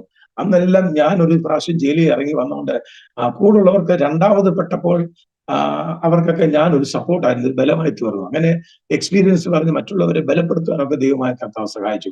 ഞാൻ ആദ്യം ജയിലിൽ കിടക്കുന്ന സമയത്ത് 6-7 ദിവസം എന്റെ വൈഫിനും അറിയത്തില്ല, കുഞ്ഞിനും അറിയത്തില്ല ഞാൻ ജയിലിലാണ്. ഭോപ്പാലിൽ ആർക്കും അധികം അറിയത്തില്ലായിരുന്നു. അപ്പൊ അച്ഛൻ പറഞ്ഞത്, ജോജി വേറെ സ്ഥലത്ത് മിനിസ്ട്രിക്ക് വേണ്ടി പോയത് ഇപ്പം വരും എന്ന് പറഞ്ഞ് എന്റെ വൈഫിനോട് പറഞ്ഞിരുന്നു. വൈഫിന് അറിയത്തില്ല ഞാൻ ജയിലിൽ കിടക്കുകയാണ്. ബട്ട് ഞാൻ ഇറങ്ങി 2002 ന്യൂ ഇയറിന് 1-ാം തീയതിയാണ് ഞാൻ ജയിലിൽ നിന്ന് ഇറങ്ങി ഭോപ്പാലിൽ വരുന്നത്. അപ്പോഴത്തെ ദൈവം പല രീതിയിൽ എന്നെ ദൈവം സഹായിച്ചു. വലിയ പരീക്ഷകൾ ജീവിതത്തിൽ ഉണ്ടായി. ജയിലിനകത്ത് വെച്ച് തന്നെ എന്നെ തകർക്കേണ്ട അനുഭവങ്ങൾ ഉണ്ടായി. എന്റെ റൂമിൽ 106 പേരുണ്ടായിരുന്നു എന്റെ ഒരു ഹോളിനകത്ത്. എനിക്ക് കിടക്കാൻ പോലും സ്ഥലമില്ല. കിടക്കുകയാണെ കക്കൂസിനകത്ത് പോയി കിടക്കണം. അതിന്റെ മധ്യത്തിലും ദൈവം എനിക്ക് വേണ്ടി വഴികളൊക്കെ എനിക്ക് വേണ്ടിയാത്തത്. മാനസികമായി തകർന്നു. എന്തോ ചെയ്യണമെന്ന് അറിയാം. ഇനി ഞാൻ ജീവിതത്തിൽ എന്ന് വെളിയിൽ ഇറങ്ങുമെന്ന് എനിക്കറിയത്തില്ല. അത് മാത്രമല്ല എന്റെ മണ്ടയിൽ ഒരു 5-6 കേസ് ഇട്ടു. കുറഞ്ഞത് ഒരു 5 വർഷം ജയിലിൽ കിടക്കാനുള്ള എല്ലാ പരിപാടികളും ആ ഗ്രാമത്തിൽ അവിടുത്തെ ജയിലിലെ അവിടുത്തെ പോലീസുകാർ ചെയ്തു. അങ്ങനെ ഞാൻ ഒരിക്കലും വെട്ടം കാണും ചിന്തിച്ചാല. പക്ഷെ ദൈവം എന്നെ അതിനകത്തൊന്നും പിടിപ്പാനായിട്ട് ഇടയായി തീർന്നു. പക്ഷെ ദൈവം ഇങ്ങനെ ഓരോ കഷ്ടത്തിൽ കൂടെ ദൈവം എന്നെ നടത്തി മുന്നോട്ട് പോയി. ആക്സിഡന്റുകൾ വന്നു, കഷ്ടങ്ങൾ വന്നു, സാമ്പത്തിക ഞെരുക്കം വന്നു. ഇതിനിടയ്ക്കാണ് എന്റെ മകനെയും കൊണ്ട് ഞങ്ങള് ആദ്യം ഭോപ്പാലിൽ തന്നെ. ഇതിനിടയ്ക്ക് ഹാർട്ടിന്റെ പ്രശ്നം ഒന്ന്, ബുദ്ധിയുടെ പ്രശ്നം ഒന്ന്, ഇതിനിടയ്ക്ക് വേറെ 14 അസുഖം വേറെ വന്നു. അവൻ ഇൻഡസ്റ്റൈൻ ഫുൾ പാരലൈസ് ആയി പോയി. TB, ന്യൂമോണിയ, ഇങ്ങനെയുള്ള ഒരു 14 അസുഖം ഒന്നിച്ചു വേറെ വന്നു. ഒന്നിനോട് ബന്ധമുള്ളതല്ല. ഡോക്ടർമാർ പറഞ്ഞു ഇവൻ ജീവിച്ചിരിക്കത്തില്ല. ഇപ്പൊ ലാസ്റ്റ് ഇഞ്ചക്ഷനും കൊടുത്തു, അതും പോയതാ. തിരിച്ച് റിട്ടേൺ അടിച്ചു. അവൻ പോയെന്നും പറഞ്ഞ, പക്ഷെ അവനെ ദൈവം ഇന്നും ജീവനോട് ദൈവം വെച്ചിരിക്കുക. ഇവനെ കൊണ്ട് ഞങ്ങൾ 7 വർഷം ഓൾ ഇന്ത്യയിലോടി. മധ്യപ്രദേശ്, ഛത്തീസ്ഗഡ്, ബാംഗ്ലൂര്, കേരളത്തിൽ നമ്മുടെ പരുമലയിലെ KM ചെറിയ ഭാഷനൊക്കെ അവിടെ വന്ന ഡോക്ടറിന്റെ അടുത്തൊക്കെ വന്ന അവിടെ. പിന്നെ ലാസ്റ്റിൽ ഡൽഹി എസ്കോട്ടിലാണ് ഇവന്റെ ഓപ്പൺ ഹാർട്ട് സർജറി കഴിഞ്ഞത്. 8 വർഷം ഞങ്ങൾ എമർജൻസി ഓടുന്നത് സ്റ്റേറ്റ് ടു സ്റ്റേറ്റ് ആയിരുന്നു. കാശില്ലാതെ ഭാരപ്പെട്ടു. ലാസ്റ്റ് ഹാർട്ടിന്റെ വളരെ സീരിയസ് ആയി. പൈസയില്ല, ലക്ഷക്കണക്കിന് രൂപ വേണം. ഞങ്ങളൊരു NGO-കാരെ ആശ്രയിച്ചു. ആദ്യം അവർ സഹായിക്കാമെന്ന് പറഞ്ഞു. ലാസ്റ്റ് മൂവ്മെന്റിൽ അവർ കൈവിട്ടു. അവസാനം ഞാൻ ഒരു രാത്രിയിൽ ആ വിഷയം അറിയുന്നേ, അവർ കൈവിട്ടു എന്നുള്ളത്. അന്ന് രാത്രി ഞാൻ ഡയറി എഴുതിക്കൊണ്ടിരിക്കുമ്പോൾ ഞാൻ മടക്കി വെച്ചിട്ട് ദൈവത്തോട് ഇങ്ങനെ പറഞ്ഞു, കർത്താവേ, ഇവനെ ജീവനോട് തരികയാണെങ്കിൽ ഞാൻ വളർത്തും, അല്ല ഇവൻ ചാകുകയാണെങ്കിൽ ഞാൻ കൊണ്ട് കുഴിച്ചിടുമെന്ന് പറഞ്ഞു. മൂന്നാമതൊരു ഓപ്ഷൻ എന്റെ കയ്യിലില്ല. അപ്പൊ നിങ്ങൾ ശ്രദ്ധിക്കണം. ഇതിനിടയ്ക്ക് എനിക്ക് കിഡ്നി പ്രശ്നം വന്നു. 2 വട്ടം എന്റെ കിഡ്നിയുടെ ഓപ്പറേഷന് അങ്ങനെ വേദന ഭാരപ്പെട്ടു. ഇങ്ങനെ ഒന്നിനു പുറകെ പൗലോസ് പറയുന്ന പോലെ കരയിലെ ആപത്ത്, കടലിലെ ആപത്ത്, കള്ള സഹോദരന്മാരുള്ള ആപത്ത്, സഭയെക്കുറിച്ചുള്ള ഭാരം, ഇതിന് സഭയിലെ പ്രയാസങ്ങള്, പ്രശ്നങ്ങള്, വീട്ടിലെ വിഷയങ്ങള്. ഇതിനിടയ്ക്ക് ഞങ്ങൾ തമ്മിലാണെങ്കിലും പലതരത്തിലുള്ള പ്രയാസങ്ങൾ ഉണ്ടായി. ഇനി ഒന്നിച്ചു പോകാൻ നോക്കുമോ? അങ്ങ് ഭ്രാന്ത് പിടിച്ച് പലപ്പോഴും ആത്മഹത്യ ചെയ്യണമെന്ന് ചിന്തിച്ചിട്ടുണ്ട്. ഇവിടെ ഇൻഡോർ എന്ന് പറയുന്ന സ്ഥലത്ത് വെച്ച് ഞാൻ മോനെ ഒരു ദിവസം ഞങ്ങളുടെ ഫ്രിഡ്ജ് കണ്ടു കഴിഞ്ഞാൽ ഫ്രിഡ്ജിന്റെ അകത്തും പുറത്തും എല്ലാം മരുന്ന കണ്ടു കഴിഞ്ഞാൽ ഒരു ശാപം പോലെ തോന്നും. അപ്പോഴെല്ലാം ഞങ്ങൾ ചിന്തിക്കുന്നത് എന്താണെന്നറിയോ? സത്യമായിട്ട് എനിക്ക് സുവിശേഷ വേലയ്ക്ക് വിളിയുണ്ടോ? ദൈവത്തിന്റെ വിളി ഉണ്ടായിട്ടാണ് സുവിശേഷ വേലയ്ക്ക് ഇറങ്ങി. അല്ലെ പിന്നെ ഈ കഷ്ടം എങ്ങനെ വരുന്നത്? ഇതുപോലെ പ്രയാസം വരുന്നു. ഞാൻ പിന്നെ അതുപോലെ തന്നെ സുവിശേഷ വേലയ്ക്ക് അങ്ങ് ഡെഡിക്കേറ്റ് ആയിട്ട് വെച്ചതുകൊണ്ട് കുടുംബം പോലും നോക്കാതെ ഞാൻ അങ്ങ് പോകുമായിരുന്നു. ഇവർക്ക് കഷ്ടം വന്നാലും പ്രയാസം വന്നാൽ. കാരണം ബൈബിളിൽ പറയുന്നത് മുമ്പേ അവന്റെ രാജ്യവും നീതി അന്വേഷിപ്പി, അതോടുകൂടെ നിങ്ങൾക്ക് ഇതൊക്കെ കിട്ടും. അപ്പൊ എന്റെ മനസ്സിൽ ചിന്ത, ഞാൻ കുടുംബം നോക്കി വിടുന്ന കർത്താവ് എന്നെ നോക്കത്തില്ല. ഞാൻ കർത്താവിന്റെ കാര്യം നോക്കിയാൽ എന്റെ കുടുംബത്തെ കർത്താവ് നോക്കിക്കോളും. ഈ ഒരു വിശ്വാസത്തോടാണ് ഞാൻ മുന്നോട്ട് ഓടുന്നത്, ലെഫ്റ്റും റൈറ്റും നോക്കാതെ. ഇതിനിടയ്ക്ക് എന്റെ മോള് 2 വട്ടം തിളച്ച വെള്ളത്തിൽ അവിടെ കൈയും കാലും വീണ് പൊള്ളി ആളിഞ്ഞ് മാസങ്ങളോട് ഞങ്ങൾ കൈ പിടിച്ചുകൊണ്ടിരുന്ന മാസങ്ങളിൽ ഞങ്ങൾ ഒരു നേരം ഉറങ്ങാൻ പ്രാർത്ഥിച്ചിട്ടുണ്ട്. ദൈവമേ, ഒരു ദിവസമെങ്കിലും ഞങ്ങൾക്ക് ഉറങ്ങാൻ സാധിക്കണമേ. മാനസികമായ ടെൻഷൻ, ഒരു സപ്പോർട്ടില്ല മറ്റു വീടുകളിൽ നിന്നൊന്നും.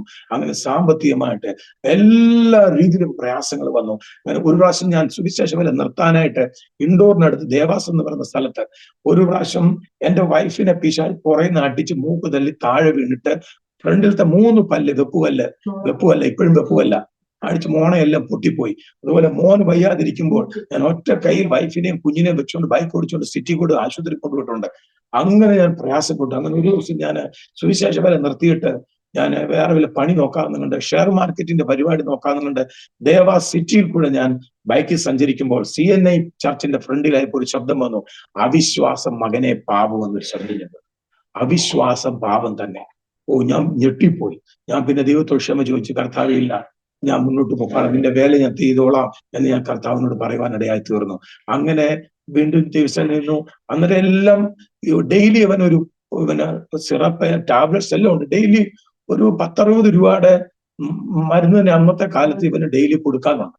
ഇതിന്റെ സാമ്പത്തിക വിഷയം അതൊന്നും തുച്ഛമായ ശമ്പളം, വലിയ ചർച്ചയൊന്നും ഞങ്ങൾക്കില്ല. പക്ഷെ അങ്ങനെ അവിടെ നിന്ന് പിന്നെ ഞങ്ങൾ ചെറുത ബിലോയിലോട്ട് ഷിഫ്റ്റ് ആവുകയായിരുന്നു. ഇതിനിടയ്ക്കാണ് ഈ ആക്സിഡന്റ് വരുന്നതും ഇത് ഓപ്പറേഷൻ എനിക്ക് വരുന്നതും എല്ലാം ഇതിന്റെ കൂട്ടത്തിലാണ്. പല ആക്സിഡന്റ് വന്നു. ഇതിനിടയ്ക്ക് എന്റെ വൈഫിന്റെ യൂട്രസിന്റെ പ്രശ്നം ഉണ്ടായി. കൊറോണയ്ക്കൊക്കെ മുമ്പ് അവിടെ യൂട്രസ് റിമൂവ് ചെയ്യേണ്ടി വന്നു.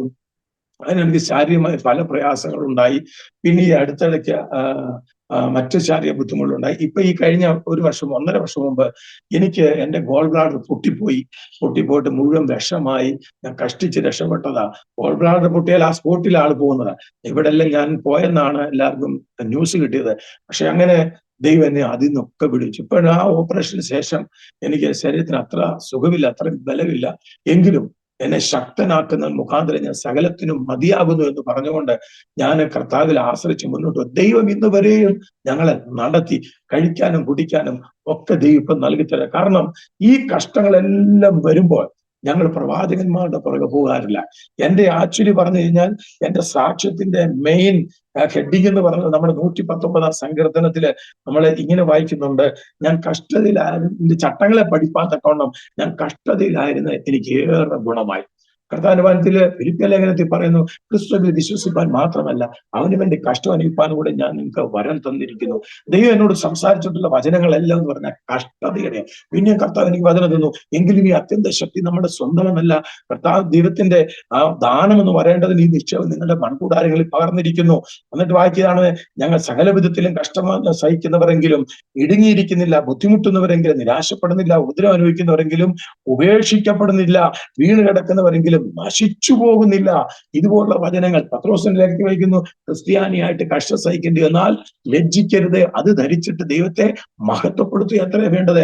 2 തീമോഥെയോസിന്റെ 2-ാം അധ്യായത്തിൽ 2-ാം വാക്യത്തിൽ വായിക്കുന്നു, ക്രിസ്തു യേശുവിന്റെ നല്ല ഭടനായി നീയും എന്നോട് കൂടെ കഷ്ടം സഹിക്കുക. അതുപോലെ ദൈവം ശക്തമായി തന്നൊരു വാക്യമാണ് കർത്താവ് പറഞ്ഞ, ദുഃഖിതരെങ്കിലും എപ്പോഴും സന്തോഷിക്കണം, ദരിദ്രരെങ്കിലും പലരെയും സമ്പന്നരാക്കണം, ഒന്നും കൈവശമില്ലെങ്കിലും എല്ലാം ഉള്ളവനെ പോലെ. ഞാനിപ്പോ പറയാറുണ്ട്, 25 വർഷത്തെ എന്റെ ജീവിതത്തില് ഈ ശുശ്രൂഷ ജീവിതത്തിൽ എനിക്ക് ഇപ്പോൾ മനസ്സിലായ കാര്യം, ശരിക്കും എനിക്ക് സുവിശേഷ വേലയ്ക്ക് വിളിയുണ്ടായിരുന്നു. അതുകൊണ്ടാണ് ഞാൻ ഇന്നും നിൽക്കുന്ന ഈ കഷ്ടതയിലൊന്നും തകരാതെ, ചതഞ്ഞ് നിന്ന് നശിച്ചു പോകാതെ, എന്റെ കർത്താവിനെ ഉപേക്ഷിക്കാതെ ഈ പ്രയാസങ്ങളുടെ എല്ലാം മധ്യത്തിൽ നിൽക്കുവാൻ എന്റെ കൃപയല്ല ദൈവത്തിന്റെ കൃപ ഞങ്ങൾക്ക് തന്നു. Praise the Lord. ഈ ദൈവത്തിന്റെ വലിയൊരു സാക്ഷിയായി നിൽക്കുവാൻ, കഷ്ടതയിൽ കൂടെ കർത്താവിനെ അറിയുവാൻ, കർത്താവ് ആ സമയമാകുമ്പോൾ ഞങ്ങൾക്ക് വചനം തരുമായിരുന്നു. ഞങ്ങൾ ഇതിലൊന്നും ഓടാറില്ല. ഏത് പ്രശ്നം വന്നാലും ഞങ്ങൾ ബൈബിൾ വായിക്കും, ബൈബിൾ തുറക്കും, കറക്റ്റ് ഞങ്ങൾക്ക് ആവശ്യമുള്ളത്. ഒരു സമയത്ത് ഇങ്ങനെ നല്ല യൗവനത്തിലാണ് ഞാൻ ഈ കഷ്ടങ്ങളെല്ലാം അനുഭവിച്ചത്. ഞാൻ പറഞ്ഞില്ല, ആ സമയത്ത് തുരുതുരാന്ന് കഷ്ടം വന്നപ്പോ ഞാൻ ഒരിക്കൽ ദൈവത്തോട് ഞാനിങ്ങനെ ചോദിച്ചു, ദൈവമേ, അല്ലെ ഞാനൊരു ചെറുപ്പക്കാരനല്ലേ, വലിയ പ്രായമുള്ള ആൾക്കാരുടെ ജീവിതത്തിൽ വരുന്ന പ്രശ്നങ്ങളെല്ലാം കൂടെ എന്തിനാ എന്റെ ജീവിതത്തിൽ തന്നെ ഞാൻ ചോദിച്ചപ്പോൾ, അന്ന് വിലാപത്തിന്റെ പുസ്തകത്തിന് ഒരു 3-ാം അധ്യായത്തിൽ ഇങ്ങനെ ഒരു വാക്യമുണ്ട്.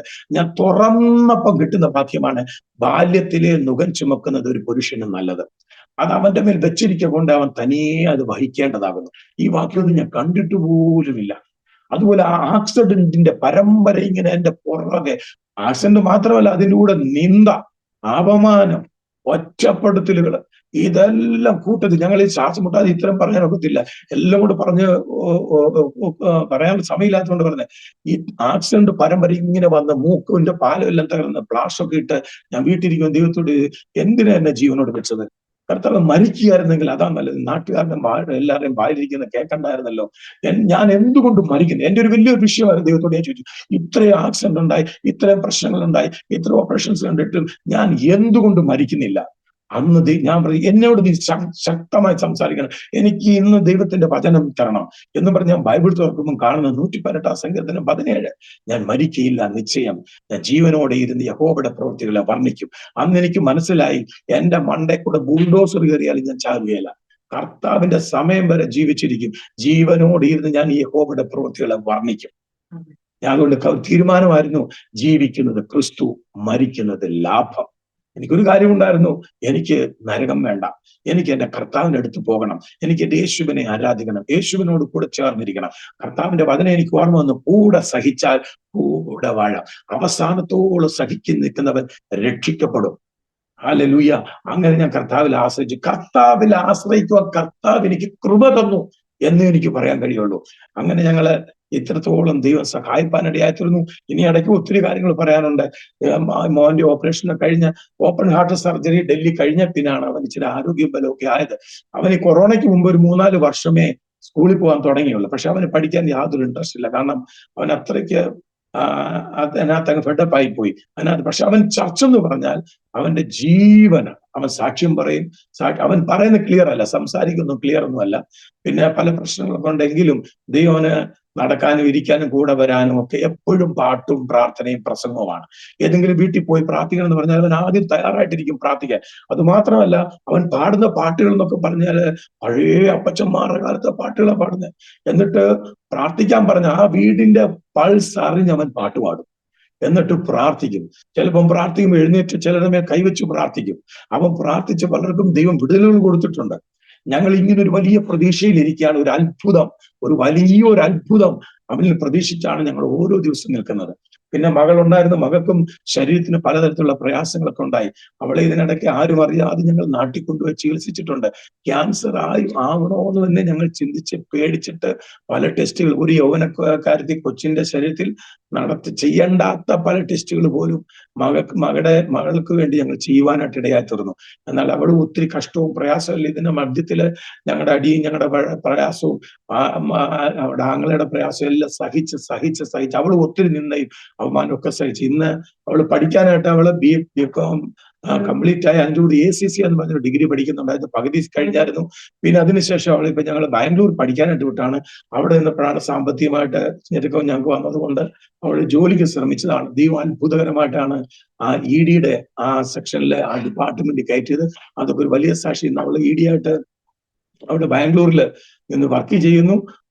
ദൈവത്തിന്റെ അത്ഭുതം അവിടെ ജീവിതത്തിൽ സംഭവിച്ചുകൊണ്ടിരിക്കണം. പ്രാർത്ഥിക്കുകയാണ്. ദൈവത്തിന്റെ ഹിതപ്രകാരം ഇനിയും കർത്താവ് ആഗ്രഹിക്കുന്ന നാളുവരെയും കർത്താവിന്റെ വേല ചെയ്യണം എന്നുള്ള ആഗ്രഹമാണ് ഞങ്ങളുടെ ജീവിതത്തിൽ. നിങ്ങളും ഞങ്ങൾക്ക് വേണ്ടി പ്രാർത്ഥിക്കുന്നത് കേൾക്കുന്നവരും ഞങ്ങൾക്ക് വേണ്ടി പ്രാർത്ഥിക്കുന്നത് അപേക്ഷിക്കുന്നു. ഇനി അനേക കാര്യങ്ങളോ ഇത് കഴിയുമ്പോഴാണ് ചിലപ്പോൾ ആ കാര്യം പറഞ്ഞില്ലല്ലോ, ഈ കാര്യം പറഞ്ഞില്ലെന്ന് പോകാൻ ഓടിപ്പിടിച്ച് ആ സമയത്തിന്റെ പരിമിതിക്കുള്ളിൽ പറഞ്ഞു നിർത്തുകയാണ്. എങ്കിലും എന്നെ ശക്തനാക്കുന്നവൻ മുഖാന്തരം ഞാൻ സകലത്തിനും മതിയാകും. ഞങ്ങൾക്കറിയാം, ഞങ്ങൾക്ക് ജീവിക്കുന്നത് ക്രിസ്തു, മരിക്കുന്ന ലാഭം. ഞാനും എന്റെ കുടുംബവും ഞങ്ങൾ യഹോവയെ സേവിക്കും. ഇന്നത്തെ ജീവിതം നോക്കിക്കഴിഞ്ഞാൽ ബാക്കി വായിച്ചതുപോലെ ദൈവം എന്നോട് പറഞ്ഞിരിക്കുന്നത് എന്താണെന്നറിയോ? ഒന്നും കൈവശമില്ലെങ്കിലും നിന്നെ കണ്ടാ പറയരുത്, നീ രാജാവിനെ പോലെ നടക്കണം. ഞാൻ ഇപ്പൊ എല്ലാവരോടും പറയും, ദൈവം എന്നെ അഭിനയിക്കാൻ പഠിപ്പിച്ചു. പണ്ട് എനിക്ക് സിനിമയിൽ പോകണമെന്നൊരു ആഗ്രഹം ഉണ്ടായിരുന്നു, അഭിനയിക്കണമെന്ന്. പക്ഷെ അത് ക്യാൻസൽ ആക്കിയിട്ട് ക്രിസ്തീയ ജീവിതത്തിൽ വേദനയും പ്രയാസവും പ്രശ്നങ്ങളും പ്രതികൂലങ്ങളും നിന്ദകളും അവമാനങ്ങളും ഒറ്റപ്പെടുത്തലുകളും താഴ്ത്തപ്പെടുത്തലുകളും വന്നപ്പോഴും അവിടൊക്കെ ഞാൻ സൂക്ഷിച്ച ഒറ്റ കാര്യം, ഞാൻ ഗിലായിലായിരിക്കുന്ന സമയത്ത് ഒരു രാത്രി ദൈവം എന്നോട് പറഞ്ഞു, നീ പാപം മാത്രം ചെയ്യരുത്, ബാക്കി മൊത്തം ഞാൻ ചെയ്തോളാമെന്ന്. ഒറ്റ കണ്ടീഷൻ. ഒത്തിരി തെറ്റുകളും കുറ്റങ്ങളൊക്കെ വന്നെങ്കിലും പാപം ചെയ്യാതെ സൂക്ഷിക്കുകയാണ്. ദൈവഭയത്തിൽ ജീവിക്കുന്നത് കൊണ്ട് ദൈവം ഞങ്ങളെ നിർത്തുന്നു. ആ കണ്ടീഷൻ മുന്നോട്ട് പോകുന്നത് കൊണ്ട് ദൈവം ഞങ്ങളെ നിർത്തുകയാണ്. ഞങ്ങളുടെ കഴിവല്ല, ഞങ്ങളുടെ മിടുക്കല്ല, ദൈവത്തിന്റെ ദയ ഒന്ന് മാത്രമാണ് ഞങ്ങൾ ഇന്ന് വരെ നിർത്തിയത്. കഴിക്കാനും കുടിക്കാനും ധരിക്കാനും പാർക്കാനും ഉള്ളതെല്ലാം ദൈവം തന്നിട്ടുണ്ട്. അല്ലെങ്കിൽ ഞങ്ങളുടെ സ്വന്തം എന്ന് പറയാൻ ഒന്നുമില്ല. ഒരു പ്രസ്ഥാനത്തിലാണ് നിൽക്കുന്നത്. അവിടെ നിന്നുകൊണ്ട് അവിടെ ദൈവം തന്നിട്ടുള്ളതെല്ലാം അനുഭവിച്ച് മുന്നോട്ട് പോകാനായിട്ട് കർത്താവ് സഹായിക്കുന്നു. ഞാൻ എല്ലാവരും പ്രാർത്ഥിക്കും, കർത്താവിന്റെ വേല ചെയ്യാനുള്ള കർത്താവെ ആരോഗ്യവും കൃപയും എനിക്ക് തരണമേ എന്നാണ്. അല്ല, ഈ ലോകത്തിലെ സമ്പത്തിനോട് നമുക്ക് താല്പര്യമില്ല. പക്ഷേ ദൈവം കഴിക്കാനും കുടിക്കാനും ഉണ്ട്. ദൈവം പറയുന്നതനുസരിച്ച് മിനിമം ഉണ്മാനും ഉടുപ്പാനും ഉണ്ടെങ്കിൽ മതി എന്ന് വെപ്പിന്ന ദൈവം എന്നോട് പറഞ്ഞത്. അതുകൊണ്ട് ഞാൻ അത് നോക്കുമ്പോൾ ഞാൻ ഇന്ന് രാജാവിനെ പോലെയാണ്. അനേകർക്ക് വീടില്ലാത്തപ്പം സ്വന്തം വീടല്ലെങ്കിലും താമസിക്കാൻ വീട്, നടക്കാൻ വാഹനം, പോകാനുള്ള സാഹചര്യങ്ങൾ, പിന്നെ ഒരു സീനിയർ പാഷൻ എന്നുള്ള രീതി ഇരിക്കാനുള്ള കൃപ, ആരോഗ്യം ഇത്രത്തോളം ദൈവം തന്നു. ബലഹീനനാണ്, ദുഃഖിതനാണ്, പക്ഷേ ദൈവം പറഞ്ഞ് എപ്പോഴും സന്തോഷിക്കണം. ഒരു വാക്യം വചനം എനിക്ക് തന്നിട്ടുള്ള, കർത്താവിൽ എപ്പോഴും സന്തോഷിപ്പിക്കും. പലരോടും എന്റെ സാക്ഷ്യം പറയുമ്പോഴാണ് അവർക്ക് മനസ്സിലാകുന്നത് ഞാൻ ഇത്രത്തോളം പ്രശ്നങ്ങളിൽ കൂടെയും പ്രതികൂലത്തിൽ കൂടെ കടന്നു വന്ന. പലരും എന്നോട് പറഞ്ഞിട്ടുണ്ട്, പാസ്റ്റർ ഒരു ബുക്ക് എഴുതാൻ എന്താണ് എനിക്ക് അതിനുള്ള ഇത് വന്നിട്ടില്ല, ഇപ്പം തൽക്കാലം അനുഭവിക്കാനുള്ളതേ തന്നിട്ടുള്ളൂ, എഴുതാൻ സമയമാകുമ്പോൾ ഞാൻ എഴുതാം.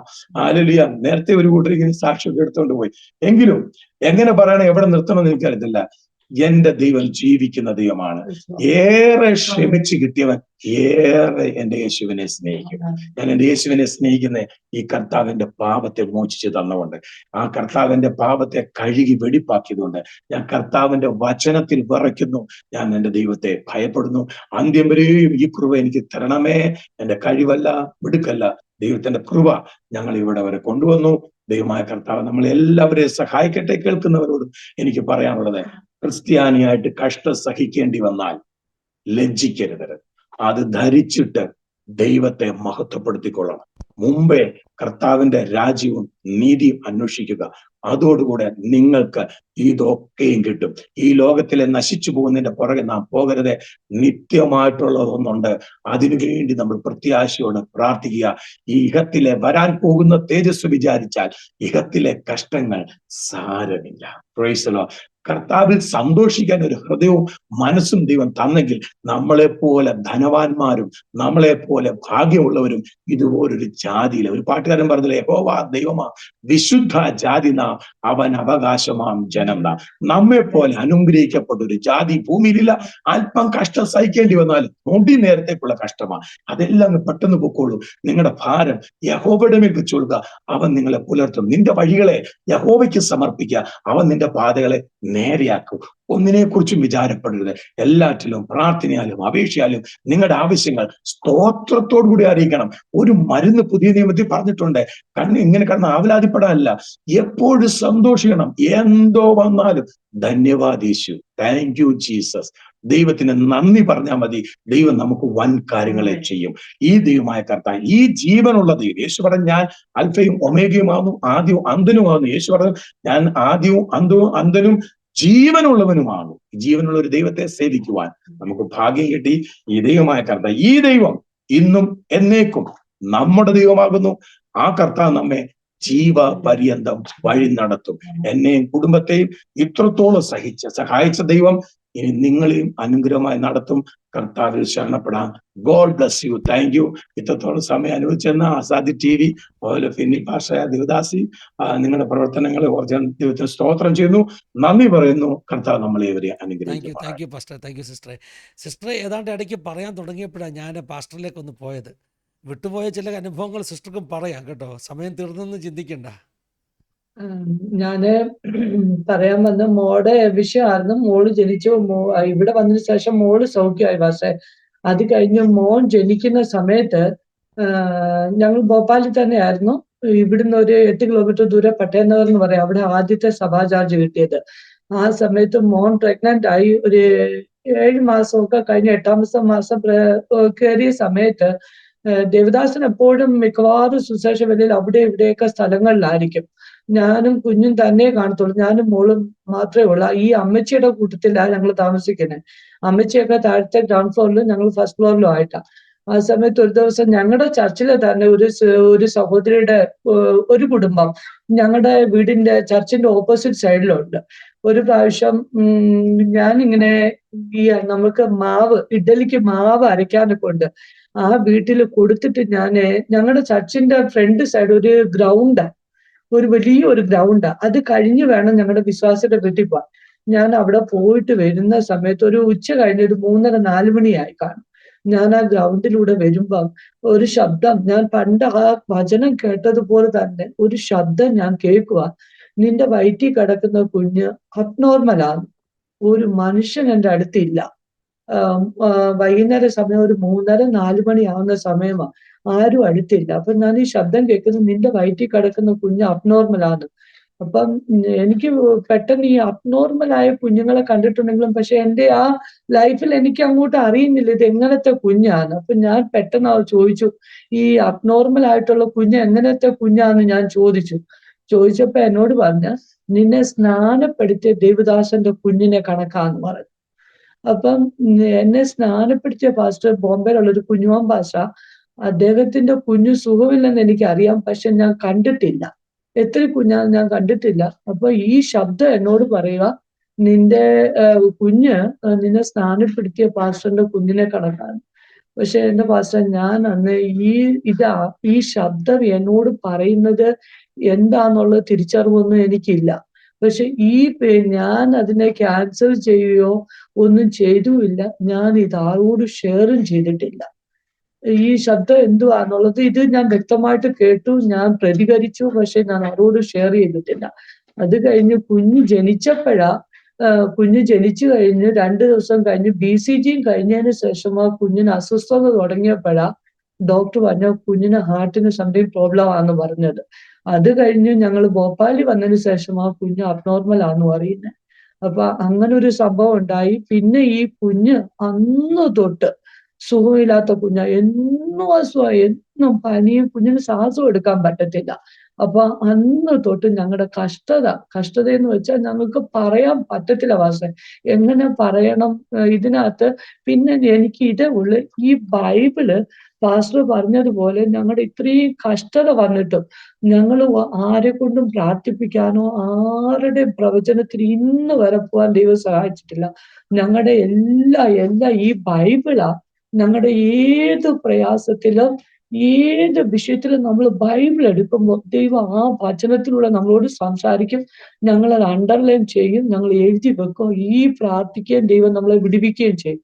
അപ്പൊ ഈ കുഞ്ഞിന് സുഖമില്ലെന്ന് അറിയുമ്പോഴും ഹോസ്പിറ്റലിൽ നിന്ന് ഞങ്ങൾ വരുമ്പോഴും യെശയ്യാവിന്റെ പുസ്തകം 60-ാമത്തെ അധ്യായം ദൈവം ഞങ്ങൾക്ക് തന്നിട്ട് ഞങ്ങൾക്ക് പറയാൻ ഒത്തിരി ഉണ്ട് പാസ്റ്ററെ. എല്ലാം ഈ വചനമാ ഞങ്ങൾക്ക് ദൈവം തരും. അപ്പൊ കർത്താവ് അവൻ മരിക്കുകയില്ല, നിശ്ചയം അവൻ അനുഗ്രഹിക്കപ്പെട്ടവരുടെ സന്താനമല്ലോ, നിങ്ങൾ വിളിച്ചപേക്ഷിക്കുമ്പോൾ തന്നെ അവൻ കേൾക്കും. ഇങ്ങനെയുള്ള വചനങ്ങൾ ഞങ്ങൾക്ക് തന്നു. അത് കഴിഞ്ഞ് എനോസ് 9-ാമത്തെ മാസമായപ്പോൾ എനോസ് സീരിയസ് ആണെന്ന് ദേവദാസൻ പറഞ്ഞ 14 അസുഖങ്ങൾ ഒരേ സമയം എനോസിനെ വന്നപ്പോ എനോസിന് ഒരു പ്രോഗ്രസ്സും ഇല്ല. എനോസ് ഒരു ചാപിള്ളയാ. അവന്റെ ശരീരത്തിലെ ഒരു വളർച്ചയും ഉണ്ടായിട്ടില്ല. അപ്പൊ ഒരു മാംസത്തിന്റെ കഷ്ണം പോലെ ഇവൻ ഇങ്ങനെ തിരിച്ചിട്ടാൽ എങ്ങനെ കിടക്കും, മറിച്ചിട്ടാൽ ഇങ്ങനെ കിടക്കും. ഇത്രയേ ഉള്ളൂ കുഞ്ഞിന്റെ വളർച്ച, വേറെ ഒന്നുമില്ല. അപ്പൊ 9-ാമത്തെ മാസം ആയപ്പോ ഇതില് ഇടയ്ക്ക് ഒത്തിരി പ്രാവശ്യം ഹോസ്പിറ്റലിൽ അഡ്മിറ്റ് ആയിട്ടുണ്ട്. അപ്പൊ ഒരു പ്രാവശ്യം ഈ സീരിയസ് ആയപ്പം ഡോക്ടേഴ്സ് അപ്പൊ മെനഞ്ചൈറ്റീസും ഉണ്ട്, ബ്രെയിൻ എല്ലാം ഇൻഫെക്ഷൻ ആയി. അപ്പൊ ഇവൻ ഉറങ്ങത്തില്ല. അപ്പൊ 36 മണിക്കൂർ ഡോക്ടർ പറഞ്ഞു 36 മണിക്കൂറിൽ എന്ത് സംഭവിക്കാം എന്ന് പറഞ്ഞു. അപ്പൊ ആ സമയത്ത് ഞങ്ങൾ ഇരിക്കുന്ന ചർച്ച മെയിൻ ചർച്ച്. അപ്പൊ ഈ ചർച്ചില് നാട്ടിൽ നിന്ന് ഒരു മോൻ RSSന്റെ ഒരു നേതാവായിട്ടിരുന്നതാ. അത് പിന്നെ ദൈവഭാഗത്ത് കടന്നു വന്ന് ആ കുഞ്ഞ് 12th എക്സാം എഴുതാൻ വന്നപ്പം ദൈവത്തിന്റെ ആത്മാവ് അദ്ദേഹത്തിലൂടെ പറഞ്ഞ് ദേവദാസന്റെ കുഞ്ഞിന് വേണ്ടി സഭ 7 ദിവസം ഉപവസിക്കാൻ പറഞ്ഞു. അങ്ങനെ ഈ സഭ ഉപവസിക്കുന്ന സമയത്ത് ഞങ്ങളുടെ മോൻ സീരിയസ് ആയിട്ട് ഹോസ്പിറ്റലിൽ അഡ്മിറ്റ് ആയി. അന്ന് ഡോക്ടേഴ്സ് പറഞ്ഞു 36 മണിക്കൂർ പറഞ്ഞു എന്ത് സംഭവിക്കാന്ന് പറഞ്ഞു.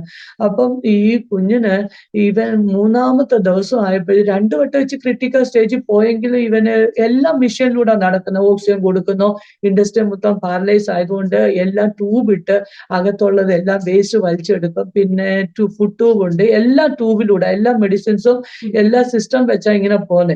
അപ്പം ആ സമയത്ത് 3-ാമത്തെ ദിവസം ആയപ്പം അപ്പൊ എന്റെ മോളെ നോക്കുന്ന എല്ലാ വിശ്വാസികള് ഓരോരുത്തരുടെ വീട്ടിലൊക്കെയാ നോക്കുന്നത്. ഇനി ഞങ്ങൾക്ക് കുഞ്ഞിനെ മൂത്ത മോളെ നോക്കാൻ പറ്റത്തില്ല, ഈ കുഞ്ഞ് വല്ലാത്ത സ്റ്റേജിലാ. അപ്പോഴത്തേന് ഞാനിങ്ങനെ പ്രാർത്ഥിച്ചു. ഒരു 3-ാമത്തെ ദിവസം ആയപ്പം പിന്നെ ദേവദാസൻ രാവിലെ എന്റെ കൂടെ ഉണ്ടായിരുന്നു. പിന്നെ മോളെ നോക്കാനെ കൊണ്ട് വീട്ടിലോട്ട് പോയി.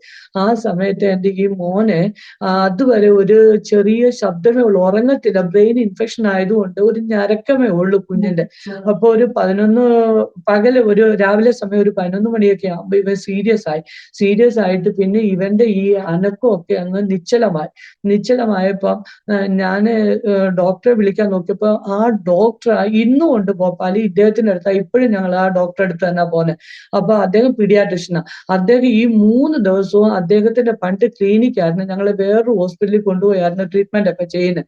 അപ്പൊ ഇദ്ദേഹം ഞങ്ങളുടെ കൂടെ 3 ദിവസവും ഞങ്ങളുടെ ഫാമിലി മെമ്പേഴ്സിനെ പോലെ ഞങ്ങളുടെ കൂടെ തന്നെ ഹോസ്പിറ്റലിൽ രാവും പകലും ഞങ്ങളുടെ കൂടെ നിന്നു. അപ്പം അത്രയ്ക്ക് ക്രിട്ടിക്കൽ ആയിട്ട് ഒരു സ്റ്റേജിലാണ് ഏനോസ് പോകുന്നത്. അപ്പൊ 3-ാമത്തെ ദിവസം ഏനോസ് സീരിയസ് ആയപ്പം ഞാനിങ്ങനെ ഡോക്ടറോട് സിസ്റ്ററെ വിളിച്ചിട്ട് പറഞ്ഞു, കുഞ്ഞിന് അനക്കം ഒന്നും കാണുന്നില്ലെന്ന് പറഞ്ഞപ്പോ ഡോക്ടർ വന്ന് നോക്കിയിട്ട് എന്റെ കൂടെ ഒരു ഹിന്ദിക്കാരൻ അങ്കിളും ഉണ്ടായിരുന്നു. അദ്ദേഹത്തെ വിളിച്ചുകൊണ്ട് പോയിട്ട് അദ്ദേഹം വന്നു അദ്ദേഹത്തോട് എന്തോ പറഞ്ഞെന്ന് എനിക്കറിയത്തില്ല. എനിക്ക് മനസ്സിലായി കുഞ്ഞ് എന്തോ മരിക്കുന്ന ഒരു സ്റ്റേജിലോട്ട് പോവാണ്. അപ്പം അദ്ദേഹം വന്നിട്ട് പറഞ്ഞു, കുഞ്ഞിന്റെ എല്ലാ ഫങ്ഷനും, ഇവൻ മരിച്ചെന്ന് പറഞ്ഞില്ല, എല്ലാ ഫങ്ഷനും ഡൗൺ ആയെന്ന് പറഞ്ഞു. അത് കഴിഞ്ഞ് ഒരു ഇഞ്ചക്ഷൻ കൊടുക്കാനൊക്കെ ഒരു ഡോക്ടർ വന്നു, ഇഞ്ചക്ഷൻ കൊടുത്തു. പക്ഷെ ഈ ഇഞ്ചക്ഷൻ അകത്തോട്ട് പോയില്ല, ബ്ലഡ് ഇങ്ങോട്ടും എടുത്തു. അപ്പൊ എനിക്ക് മനസ്സിലായി കുഞ്ഞ് അശരീരമായിട്ട് കുഞ്ഞ് മരിച്ചു, പക്ഷെ മരിച്ചെന്ന് പറഞ്ഞില്ല. എന്റെ എല്ലാം പാസ്റ്റർ ഒത്തിരി പറയാനുണ്ട്, എല്ലാം ബൈബിളാ. ഞാനിങ്ങനെ ബൈബിൾ എടുക്കുകയും ഞാൻ ദൈവത്തോട് പറഞ്ഞു, ദൈവത്തിങ്ങനെ ഞാൻ ബൈബിൾ എടുത്തു. അപ്പൊ എന്നോട് പറഞ്ഞു ബൈബിൾ വായിക്കാൻ പറഞ്ഞു. എനിക്ക് പെട്ടെന്ന് കിട്ടിയത് യെശയ്യാവ് 25 കിട്ടിയപ്പോ എന്നോട് മുന്നോട്ട് വായിക്കാൻ പറഞ്ഞു. അപ്പൊ എനിക്കൊരു സങ്കീർത്തനം പോലെ തോന്നി. പിന്നെ അതിനകത്തുണ്ട് ഈ ഭയങ്കരന്മാരുടെ ചീറ്റ കൊടുങ്കാറ്റിന് വരുമ്പോൾ ഒരു ഉഷ്ണത്തിൽ ഒരു തണലും. ഈ വചനം ഞാൻ നേരത്തെ അണ്ടർലൈൻ ചെയ്ത് അപ്പൊ എനിക്ക് തോന്നി, ഇത് നേരത്തെ തന്നെയാ. പിന്നെ എന്നോട് ദൈവാത്മാവ് പറഞ്ഞു മുന്നോട്ട് വായിക്കാൻ പറഞ്ഞു. യെശയ്യാവ് 25:8 കൊടുത്തിട്ടുണ്ട്, അവൻ മരണത്തെ സദാകാലത്തേക്ക് നീക്കിക്കളയും, നിന്റെ നിന്ന ഭൂമിയിൽ നിന്ന്, നിന്റെ കണ്ണിൽ നിന്ന് കണ്ണുനീർ തുടയ്ക്കുകയും നിന്റെ നിന്ന ഭൂമിയിൽ നിന്ന് മാറ്റിക്കളയുകയും ചെയ്യും, യഹോവയല്ലോ അരുളി ചെയ്യുന്നത്. ഞാൻ അവിടെ അണ്ടർലൈൻ ചെയ്തു. എന്ന് വെച്ചാൽ കുഞ്ഞിന്റെ മരണം പറഞ്ഞെടുത്ത് ദൈവം പറയുന്നു അവൻ മരണത്തെ സദാകാലത്തേക്ക് നീക്കിക്കളയും. ഞാൻ അവിടെ അണ്ടർലൈൻ ചെയ്തു. ഞാൻ ഏനോസിൻ ഹോസ്പിറ്റലിൽ ഞാൻ എല്ലാം എഴുതി, ഡേറ്റ് എഴുതി ഞാൻ വെച്ചിട്ട് ഞാൻ കൈവച്ചു പ്രാർത്ഥിച്ചു, കർത്താവേ, നീ എന്റെ മോൻ അക്ഷരികമായിട്ട് മരിച്ചാലും, ലാസർ മരിച്ച് 3 ദിവസം കഴിഞ്ഞു, 4-ാമത്തെ ദിവസം വന്ന് ആ മരണത്തെ നിന്ന് അവനെ ആ അളിഞ്ഞ ശരീരത്തിൽ നിന്ന് അവന് ജീവൻ കൊടുക്കാൻ കഴിയുമെങ്കിൽ ഇന്ന് എന്റെ കുഞ്ഞ് ആശ്ചര്യമായി മരിച്ചാൽ ഈ വചനം ദൈവം എന്റെ കുഞ്ഞിനെ ജീവിപ്പിക്കുമെന്ന് ഞാൻ പൂർണ്ണമായിട്ട് വിശ്വസിച്ച് ഞാൻ അവന്റെ ബെഡിന്റെ താഴെ മുട്ടുമടക്കി ഞാൻ അവിടെ ഇരുന്ന് പ്രാർത്ഥിച്ചു. അത് കഴിഞ്ഞ് പാസ്റ്റർ 5 ദിവസമായിട്ട് മെനിഞ്ചൈറ്റിസ് ആയിട്ട് ഉറങ്ങാത്ത എന്റെ കുഞ്ഞ് 14 അസുഖമായിട്ട് ഡോക്ടർ ഒരു എക്സാമ്പിൾ പറഞ്ഞത്, ഒരു ബലൂണിന്റെ ഒരു സൈഡിൽ നമ്മൾ പിടിക്കുമ്പോൾ മറ്റിടത്തോട്ട് ഏറി കയറിയിട്ട് വീർക്കുന്നത് പോലെ ഒരു വിഷയത്തിന് ട്രീറ്റ്മെന്റ് ചെയ്യുമ്പോൾ അടുത്ത രോഗം മൂർച്ഛിച്ചുകൊണ്ടിരിക്കുക. അപ്പൊ എവിടെ ഏത് ട്രീറ്റ്മെന്റ് ചെയ്യണമെന്ന് ഡോക്ടറിന് അറിയാത്ത ആ സ്റ്റേജില് കുഞ്ഞു 5 ദിവസമായിട്ട് ഉറങ്ങാത്ത കുഞ്ഞ് ആ മരിച്ച സമയത്ത്, മരിച്ചല്ല, ഈ സ്റ്റേജിൽ പോയി കഴിഞ്ഞിട്ട് കുഞ്ഞ് കണ്ണടച്ചിട്ട് പാസ്റ്റർ 2 മണിക്കൂർ കഴിയുമ്പോ എന്റെ കുഞ്ഞ് ആ ഉറക്കത്തിൽ നിന്ന് ഉണരുന്ന പോലെ സൗഖ്യമായിട്ടാണ് എഴുന്നേറ്റത്.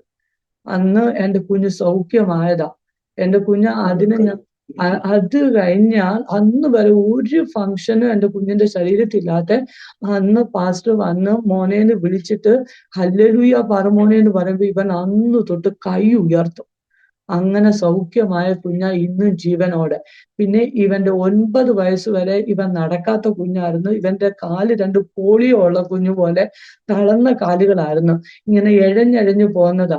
ആ കുഞ്ഞ് ഒന്നുമില്ലാതെ ഇന്ന് വരെ ഞങ്ങൾ ഒരു ഹാർട്ടിന്റെ ബൈപ്പാസ് അല്ലാതെ ഒരു ട്രീറ്റ്മെന്റും ചെയ്തിട്ടില്ല. പക്ഷെ ഇന്ന് എല്ലാ ഫംഗ്ഷനും അവന് 80% IQ നോർമലാ. ഇന്ന് അനേക വാഗ്ദത്തങ്ങളുണ്ട് പാസ്റ്ററെ, അവൻ നോർമൽ ആവുമെന്ന്. അവൻ ഇത്രത്തോളം ആയിരിക്കുന്നത് കർത്താവിന്റെ കൃപയാ. ഞങ്ങള് അതുപോലെ ഒത്തിരി പറയണമെന്നുണ്ട്, ഒത്തിരി വാക്യങ്ങളും ദൈവം തന്ന് ഞാൻ എഴുതി വെച്ചു. പക്ഷെ സമയത്തിന്റെ ലിമിറ്റ് കൊണ്ട് ഞാൻ നിർത്തുന്നു. അനേക കാര്യങ്ങൾ ദൈവം ഞങ്ങളെ പ്രതികൂലത്തിലൂടെ, കഷ്ടത്തിലൂടെ, പക്ഷെ ഇതെല്ലാം ഞങ്ങളുടെ ജീവിതത്തിന് നന്മയ്ക്കായിട്ടായിരുന്നു, ഒന്നും ഞങ്ങൾക്ക് ദോഷത്തിനായിട്ടില്ല. ഞങ്ങളിപ്പോ ആയിരിക്കുന്നത് എന്തായിരിക്കുന്നു അതെല്ലാം ആ യേശു എന്ന നാമമാ. ആ നാമമാ ഞങ്ങളെ ഉയർത്തിയിരിക്കുന്നത്. അത് ഞങ്ങൾക്കെല്ലാം, ഞങ്ങൾക്ക് ഒന്നിനും കുറവില്ലാതെ സ്വർഗം ഇവിടം വരെ ആയിരിക്കുന്നു. ഞങ്ങൾ ഇവിടെ ആയിരിക്കുന്ന ഒരു യോഗ്യതയില്ല പാസ്റ്ററെ, ഒരു യോഗ്യതയില്ല. ഇന്നെന്റെ കുഞ്ഞായിരിക്കുന്നതും ഞങ്ങളായിരിക്കുന്നതും ദൈവത്തിന്റെ ആ ദൈവം എന്ന നാമം ഞങ്ങളെ ആക്കിയിരിക്കുന്നു. സകല മഹത്വം ഞാൻ എൻ്റെ ദൈവത്തിന് കൊടുക്കുന്നു. പ്രത്യേകിച്ച് പാസ്റ്ററിനും കുടുംബത്തിനും ഇങ്ങനെ ഒരു ആസാദി ചാനലിലൂടെ ഞങ്ങളെ പരിചയപ്പെടുത്തുവാൻ സഹായിച്ച എല്ലാ ഇതിനും കർത്താവ് പാസ്റ്ററിനെയും കുടുംബത്തെയും നിങ്ങളുടെ പ്രവർത്തനങ്ങളെ 1000 മടങ്ങ് അനുഗ്രഹിക്കട്ടെ എന്നുള്ള പ്രാർത്ഥനയോടെ വാഗ്ദാനം. അതുപോലെ പക്ഷേ ഞാൻ കഴിഞ്ഞിടയ്ക്ക് ഉം, ആ, കൊറോണ തുടങ്ങുന്ന സമയത്ത് ഞാൻ ഖത്തറിലൊന്ന് പോയി. അതും അത്ഭുതകരമായിട്ട് ഒരാൾ വിളിച്ച, ഞാൻ അവിടെ ചെന്ന് 4-ാമത്തെ ദിവസമായപ്പോൾ ലോക്ക്ഡൌൺ ആയിപ്പോയി. ഞാൻ അത്ഭുതകരമായിട്ട് ഞാൻ അവിടുന്ന് രക്ഷപ്പെട്ട് ഞാൻ ഇവിടെ വന്നത്. അതുപോലെ ഞാൻ ഈ കഴിഞ്ഞ ഇടയ്ക്ക് UK ഒന്ന് പോയി. UK പോകാൻ എനിക്ക് യാതൊരു സാഹചര്യം ഇല്ലാത്തതാണ്. പക്ഷെ ഞാൻ UK പോകാൻ ഇന്റർവ്യൂ കൊടുക്കാൻ പോയ സമയത്ത് അത് വലിയ അത്ഭുതം, ഒത്തിരി കാര്യങ്ങൾ പറയാനുണ്ട്. പക്ഷേ അന്ന് എനിക്ക് ഇവിടെ വന്നതിന്റെ ദിവസം എനിക്കെതിരായിട്ടൊരു കേസ് വന്നു. ഞാൻ അറിയാത്തൊരു വിഷയം. നമ്മുടെ ചർച്ച വന്നൊരു ചേരിയിൽ നിന്ന് ഇവിടെ വരുന്ന ഒരു സാധാരണക്കാരൊരു പയ്യനുണ്ടായിരുന്നു. അവൻ ഇച്ചിരി മെന്റലി പ്രശ്നമുള്ളവനാ. അവന് കള്ളക്കേസ് കൊടുത്തു ഈ ചർച്ചിലെ ഫാദർ. അതായത് ചിന്തിക്കണം, ഈ ഒരു 1.5 വർഷം മുമ്പുള്ള സംഭവം. അല്ല, 1.5 വർഷം അല്ല, ഈ കഴിഞ്ഞ വർഷം ഈ സമയത്ത് ഞാൻ UK അതും കൊടുത്തത് എവിടാന്നറിയോ? നേരെ CM ഓൺലൈനില്ല. ഇവിടെ ഭരിക്കുന്നത് മറ്റേ പാർട്ടി, രണ്ടാമത് ഇലക്ഷന്റെ ചൂട് പിടിച്ചു നടക്കുന്നു, മൂന്നാമത് കള്ളത്തരത്തിൽ എനിക്കെതിരായിട്ട് കേസ് കൊടുത്തു. ഞാൻ UK പകരം JK പോകും, ജയിലിലോട്ട് പോകുന്നുള്ള രീതിയിലങ്ങായി. ഞാൻ എന്റെ മെന്റലി ഞാൻ പ്രിപ്പയർ ആയി. അവസാനം അത് വലിയൊരു കേസായി മാറി. പോലീസ് സ്റ്റേഷനിൽ ചെന്നു. വിളിയല്ല, മറ്റേ ഇവൻ ഇടയ്ക്ക് പോയി സുവിശേഷ വിരോധികളെ വിളിച്ചുകൊണ്ട് വരാനും പോയി. അവര് വന്നിരുന്നെങ്കിൽ പിറ്റേ ദിവസം ഫ്രണ്ടിലത്തെ പത്രത്തിന്റെ ഫ്രണ്ടും പേപ്പറിൽ എന്റെ ഫോട്ടോയും നാണം കെട്ട ന്യൂസും വരേണ്ടതാ. എന്നാൽ എന്റെ സ്വർഗത്തിലെ ദൈവം ആ വലിയ കേസ് കിട്ടി എന്നെ രക്ഷിക്കുകയും, അത് മാത്രമല്ല SI TA ഒക്കെ ഇങ്ങനെയുള്ള കേസ് കിട്ടിയാൽ അവരിഷ്ടം പോലെ പൈസ തരും. അത് തന്നെയല്ല, ഇതുപോലെ കിട്ടിക്കഴിഞ്ഞാൽ അവർ മറ്റോമാർക്ക് ന്യൂസ് കൊടുക്കും. പിന്നെ ഇവിടെ അടിയായി ബഹളമായി, ഇതെല്ലാം ഒത്തിരി പ്രശ്നങ്ങൾ ഇവിടെ വന്നു. പക്ഷെ ഞാൻ ധൈര്യത്തോട് നിന്നു. ഞാൻ ഇങ്ങനെ വിശ്വസിച്ചു, പ്രാർത്ഥിച്ചു. UK പോകണമെന്നുള്ളത് ദൈവത്തിന്റെ ഹിതമാണെങ്കിൽ, ദൈവഹിതമെന്നല്ല, ദൈവത്തിന്റെ സമ്പൂർണ്ണ ഹിതമാണെങ്കിൽ ഈ കേസിൽ ഞാൻ ഊരും. ദൈവം എന്നെ ഊരിക്കും. എന്റെ കഴിവല്ല, ദൈവം എന്നെ വിടുവിക്കുന്നു ഓർത്തു. പ്രാർത്ഥിച്ചുകൊണ്ടിരുന്നു, ധൈര്യപ്പെട്ടു. യാതൊരു ചാൻസും ഇല്ല എനിക്ക് രക്ഷപ്പെടാൻ.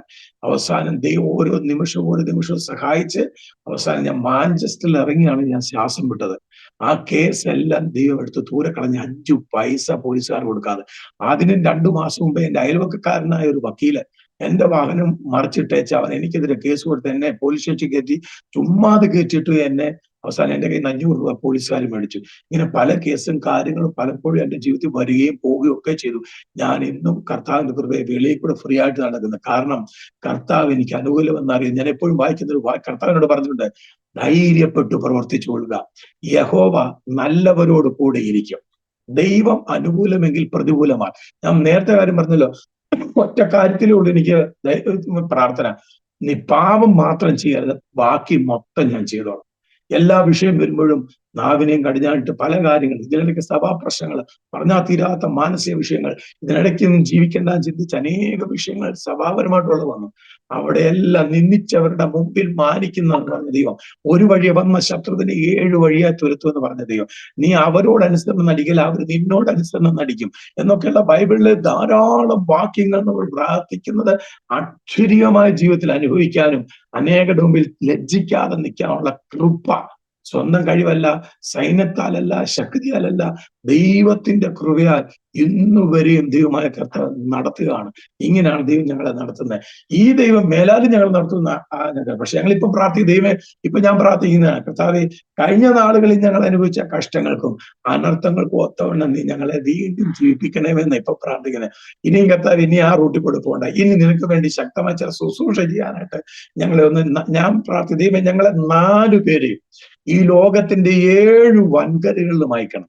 ഞങ്ങൾക്ക് 4 പേർക്കും 4 തരത്തിലുള്ള ശുശ്രൂഷ തരണം. ഏറ്റവും മുഖ്യമായിട്ട് അനേക പാപികൾ മാനസാന്തരപ്പെട്ട ക്രിസ്തു യേശുവിനെ സ്വന്തം രക്ഷകനായി തീരിക്കത്തക്ക രീതിയിലുള്ള ശക്തമേറിയ ശുശ്രൂഷ ചെയ്യുവാൻ ഈ ലോകത്തിന്റെ 7 വൻകരകളിലും ഞങ്ങളെ അയക്കണമേ എന്നുള്ള പ്രാർത്ഥന, ഞങ്ങൾ ആത്മീയമായി സമ്പന്നരാക്കണമേ എന്ന പ്രാർത്ഥനയാണ് ഞങ്ങൾക്കുള്ളത്. ആ പ്രാർത്ഥന ഇന്ന് നിൽക്കുന്നു, അന്ത്യം വരെ നിൽക്കാനായിട്ട് ദേവദാസനും കുടുംബവും ആസാദി ടിവിയിലെ പ്രേക്ഷകരും പ്രാർത്ഥിക്കണമെന്ന് അപേക്ഷിക്കണം. സന്ധ്യയെങ്കിൽ കരച്ചിൽ വന്ന് രാപാർക്കും ഉഷസ്സിലും ആനന്ദഘോഷം. വൈകിട്ട് നമ്മുടെ വീട്ടിൽ വിരുന്ന് വരുന്ന ആ ഒരു കരച്ചിൽ, ആ ഒരു തലവേദന പ്രഭാതമാകുമ്പോൾ നമ്മുടെ വീട് വിട്ടുപോകും. പക്ഷെ നിങ്ങളുടെ ജീവിതത്തിൽ ആ രാത്രി ഒത്തിരി നീണ്ടതായിരുന്നു, ദീർഘവർഷങ്ങൾ നിങ്ങൾ ആ ഒരു വേദന. അതെ, പക്ഷെ അത് ഈ പറയുമ്പോൾ ഇത്രയായിട്ട് ഞങ്ങൾ രാത്രികളും ദിവസങ്ങളും നിമിഷങ്ങളും ഉരുകി നീറി വേദന വെട്ടായിരുന്നു ഞങ്ങൾ ജീവിച്ചുകൊണ്ടിരുന്നത്. പക്ഷെ നമുക്ക് വിശ്വസിക്കാം, ഒരു പ്രഭാതമായി ആ തലവേദനകളെല്ലാം ഇറങ്ങിപ്പോയി. ഇനിയും കൊയ്ത്തിൻ്റെയും ഉല്ലാസത്തിൻ്റെയും ഒക്കെ നാളുകളാണ്. കണ്ണുനീരോട് വിതച്ച് നാർപ്പോട് കൊയ്യാനുള്ള നാളുകളാണ്. ജോജി പാസ്റ്ററേയും സിസ്റ്ററേയും കർത്താവ് ഇന്ന് നിൽക്കുന്ന ഒരു നേതൃത്വ ശുശ്രൂഷയ്ക്ക് വേണ്ടിയൊക്കെ ഒരുക്കിയെടുത്ത ദൈവത്തിൻ്റെ ആ ഒരു മൂശയാണത്. നേതൃത്വത്തിൽ നിൽക്കുമ്പോൾ നിശ്ചയമായിട്ടും ജീവിതാനുഭവങ്ങൾ വേണം. അനുഭവങ്ങളിലൂടെ ദൈവത്തിന് നേതാക്കന്മാരെ പണിയാൻ പറ്റത്തുള്ളൂ. അപ്പോൾ കർത്താവ് അങ്ങനെ നിങ്ങളെ പണിതെടുത്ത് പുറത്തു കൊണ്ടുവന്ന് ഇനിയുമുള്ള നാളുകൾ ശക്തമായിട്ട് അനേകർക്ക് അനുഗ്രഹമായി നിൽക്കാനുള്ള ദൈവത്തിൻ്റെ പദ്ധതിയുടെ ഭാഗമായിരുന്നു. മോനെ ഞാൻ അവിടെ വന്ന് കാണുകയും പരിചയപ്പെടുകയൊക്കെ ചെയ്ത് മോൻ നന്നായിട്ട് നടക്കുന്നു. അവന് നടക്കാൻ പറ്റത്തില്ലായിരുന്നെന്ന് ഇപ്പോൾ സിസ്റ്റർ പറയുമ്പോൾ നമുക്കത് വിശ്വസിക്കാൻ ബുദ്ധിമുട്ട് വരുന്നു. കാരണം അവന് നടക്കാൻ കുഴപ്പമൊന്നുമില്ല. അവിടെ ഡൈനിങ് ഹാളിലൊക്കെ ആണെങ്കിൽ അവൻ്റെ കൂട്ടുകാരൊക്കെ കൂടി അവരുടെ കൂടെ ഭക്ഷണം കഴിക്കാനും ഒക്കെ അവിടെ കൂടെ ഒക്കെ ചുറ്റി ഓടി നടക്കുകയൊക്കെ ചെയ്യുന്നതെല്ലാം ഞാൻ ഓർക്കുന്നു. ദൈവം ഒരു വലിയ വിടുതൽ കൊടുക്കും, സൗഖ്യം കൊടുക്കും. അവനെ അനേകർക്ക് വേണ്ടി ഉപയോഗിക്കും. അകത്തൊരു വലിയ വെളിച്ചം ദൈവം കൊടുത്തത്. പലപ്പോഴും ദൈവമേ ഈ അസാധാരണ വീര്യപ്രവർത്തികൾക്ക് വേണ്ടി ജീവിതത്തിൽ അസാധാരണത്വമുള്ളവരെ ഉപയോഗിക്കുന്നത്. അപ്പോൾ ദൈവത്തിൻ്റെ ഒരു സ്പെഷ്യൽ പദ്ധതിയാണ്, ഒരു സ്പെഷ്യൽ ദൈവത്തിൻ്റെ സൃഷ്ടിയുടെ ഭാഗമാണ്. മോൻ്റെ ജീവിതത്തിൽ എന്തെങ്കിലും കുറവുകൾ ബാക്കിയുണ്ടെങ്കിൽ അതും കർത്താവ് പരിഹരിക്കും. അവനെ ഒരു അസാധാരണത്തിന് വേണ്ടി ദൈവം ഉപയോഗിക്കും. അങ്ങനെ നമുക്ക് പ്രാർത്ഥിക്കാം. ദൈവത്തിൻ്റെ സ്തോത്രം. പാസ്റ്ററെ, നമുക്ക് നമ്മുടെ വ്യൂവേഴ്സിന് വേണ്ടി പ്രാർത്ഥിക്കാം. നമ്മളെ വാച്ച് ചെയ്യുന്നവരുടെ ജീവിതത്തിൽ ധൈര്യവും ബലവും വിശ്വാസവർദ്ധനവും എല്ലാം ഉണ്ടാകട്ടെ. പാസ്റ്റർ തന്നെ നമ്മുടെ വ്യൂവേഴ്സിന് വേണ്ടി ചുരുക്കമായിട്ടൊന്ന് പ്രാർത്ഥിച്ചാട്ടെ. സ്തോത്രം. പരിശുദ്ധനായ ദൈവമേ, ഞങ്ങളുടെ സ്വർഗ്ഗസ്ഥ പിതാവേ, ഇത് യഹോവ ഉണ്ടാക്കിയ ദിവസം ഇന്ന് ഞങ്ങൾ സന്തോഷിച്ച് ആനന്ദിക്കുന്നു. ഏറെ പറക്കിയവനേറെയും കുറവ് പറക്കിയവനെ കുറവും കണ്ടില്ല. ഞങ്ങൾ കർത്താവെ ഇന്ന് രാത്രിയിൽ ആയിരിക്കുന്നത് ദൈവത്തിന്റെ കൃപയാലാണ്.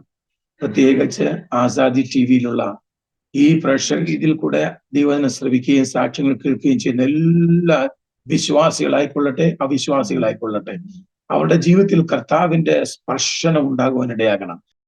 യേശു മാത്രം ജീവിക്കുന്ന ദൈവമെന്ന്, യേശു തന്റെ ദൈവമെന്ന് എല്ലാ നാവും ഏറ്റു പറയത്തക്ക രീതിയിൽ ദൈവത്തിന്റെ വലിയ ശക്തി ഉണ്ടാകട്ടെ. പ്രത്യേക കർത്താവ് പിന്നെയോനം പാഷന് വേണ്ടി പ്രാർത്ഥിക്കുന്നു, ദാസിക്ക് വേണ്ടി പ്രാർത്ഥിക്കുന്നു, കുഞ്ഞുങ്ങൾക്ക് വേണ്ടി പ്രാർത്ഥിക്കുന്നു, കർത്താവ് ഏൽപ്പിച്ചിരിക്കുന്ന ശുശ്രൂഷകൾക്ക് വേണ്ടി പ്രാർത്ഥിക്കുന്നു. അവരുമായി ചേർന്ന് നിൽക്കുന്ന എല്ലാ ദൈവമക്കളെയും കുടുംബങ്ങളെ ഓർത്തു പ്രാർത്ഥിക്കുന്നു. ഈ ടിവിയിൽ കൂടെ, ഈ ആസാദി ടിവിയിൽ കൂടെ എവിടെയെല്ലാം കർത്താവിന്റെ വചനവും സാക്ഷ്യങ്ങളും ഇതിന്റെ സംരക്ഷണം ചെന്നെത്തുന്നു, കാണുന്നവരുടെ മേലെല്ലാം പരിശുദ്ധാത്മാവിന്റെ ഒരു ആത്മ പകർച്ച ഉണ്ടാകുവാനിടയാകണമേ. അനേക ശുശ്രൂഷകര് ഈ മിനിസ്ട്രിയിൽ കൂടെ എഴുന്നേൽക്കുവാനിടയാകണമെന്ന് പ്രാർത്ഥിക്കുന്നു. വചനം പറഞ്ഞു, നിങ്ങൾ അനുഗ്രഹം അനുഭവിപ്പാൻ വിളിക്കപ്പെട്ടവരാകൊണ്ട് അനുഗ്രഹിക്കുന്നവരായിരിക്കും. ഞങ്ങൾ കുടുംബമായിട്ട് ഇന്ന് രാത്രികാലം പിതാവിന്റെയും പുത്രന്റെയും പരിശുദ്ധാത്മാവിന്റെ നാമത്തിൽ പ്രിയ കർത്തദാസനെയും കുടുംബത്തെയും ആസാദി ടിവിയുടെ പ്രവർത്തനങ്ങളെയും ഇതിലുള്ള എല്ലാ പ്രേക്ഷകരെയും ഞങ്ങൾ അനുഗ്രഹിച്ചു പ്രാർത്ഥിക്കുന്നു, ബ്ലസ് ചെയ്തു പ്രാർത്ഥിക്കുന്നു. എല്ലാവരും കർത്താവിന്റെ വരവ് എടുക്കപ്പെടണമേ. ആരും നഷ്ടപ്പെട്ടു പോകരുത്.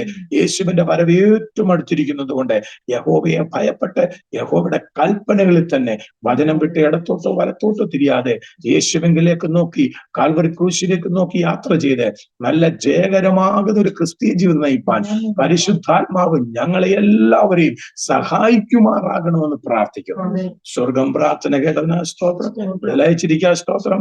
ഇന്ന് രാത്രി കാലത്തെ മിനിസ്ട്രിയെ സ്വർഗം അനുഗ്രഹിച്ച് അത് അനുഗ്രഹമാക്കി തീർത്തിരിക്കുന്നതിന് സ്തോത്രം. യേശുവിൻ നാമത്തിൽ അപേക്ഷിക്കുന്നു, താഴ്മക്കൾ നല്ല പിതാവേ. താങ്ക് യു പാസ്റ്റർ, ഒത്തിരി നന്ദി. നിങ്ങൾ കുടുംബമായി വന്ന് ഞങ്ങളോടൊപ്പം ചിലവഴിച്ചതിൽ ധാരാളമായിട്ട് അനുഗ്രഹിക്കട്ടെ. അനേകർക്ക് ഈ സാക്ഷ്യം ഒരു അനുഗ്രഹമായി തീരട്ടെ. ദൈവത്തിന്റെ സ്തോത്രം. Praise the Lord. Okay, thank you. God bless you. Thank you. Praise the Lord. Thank you, sister.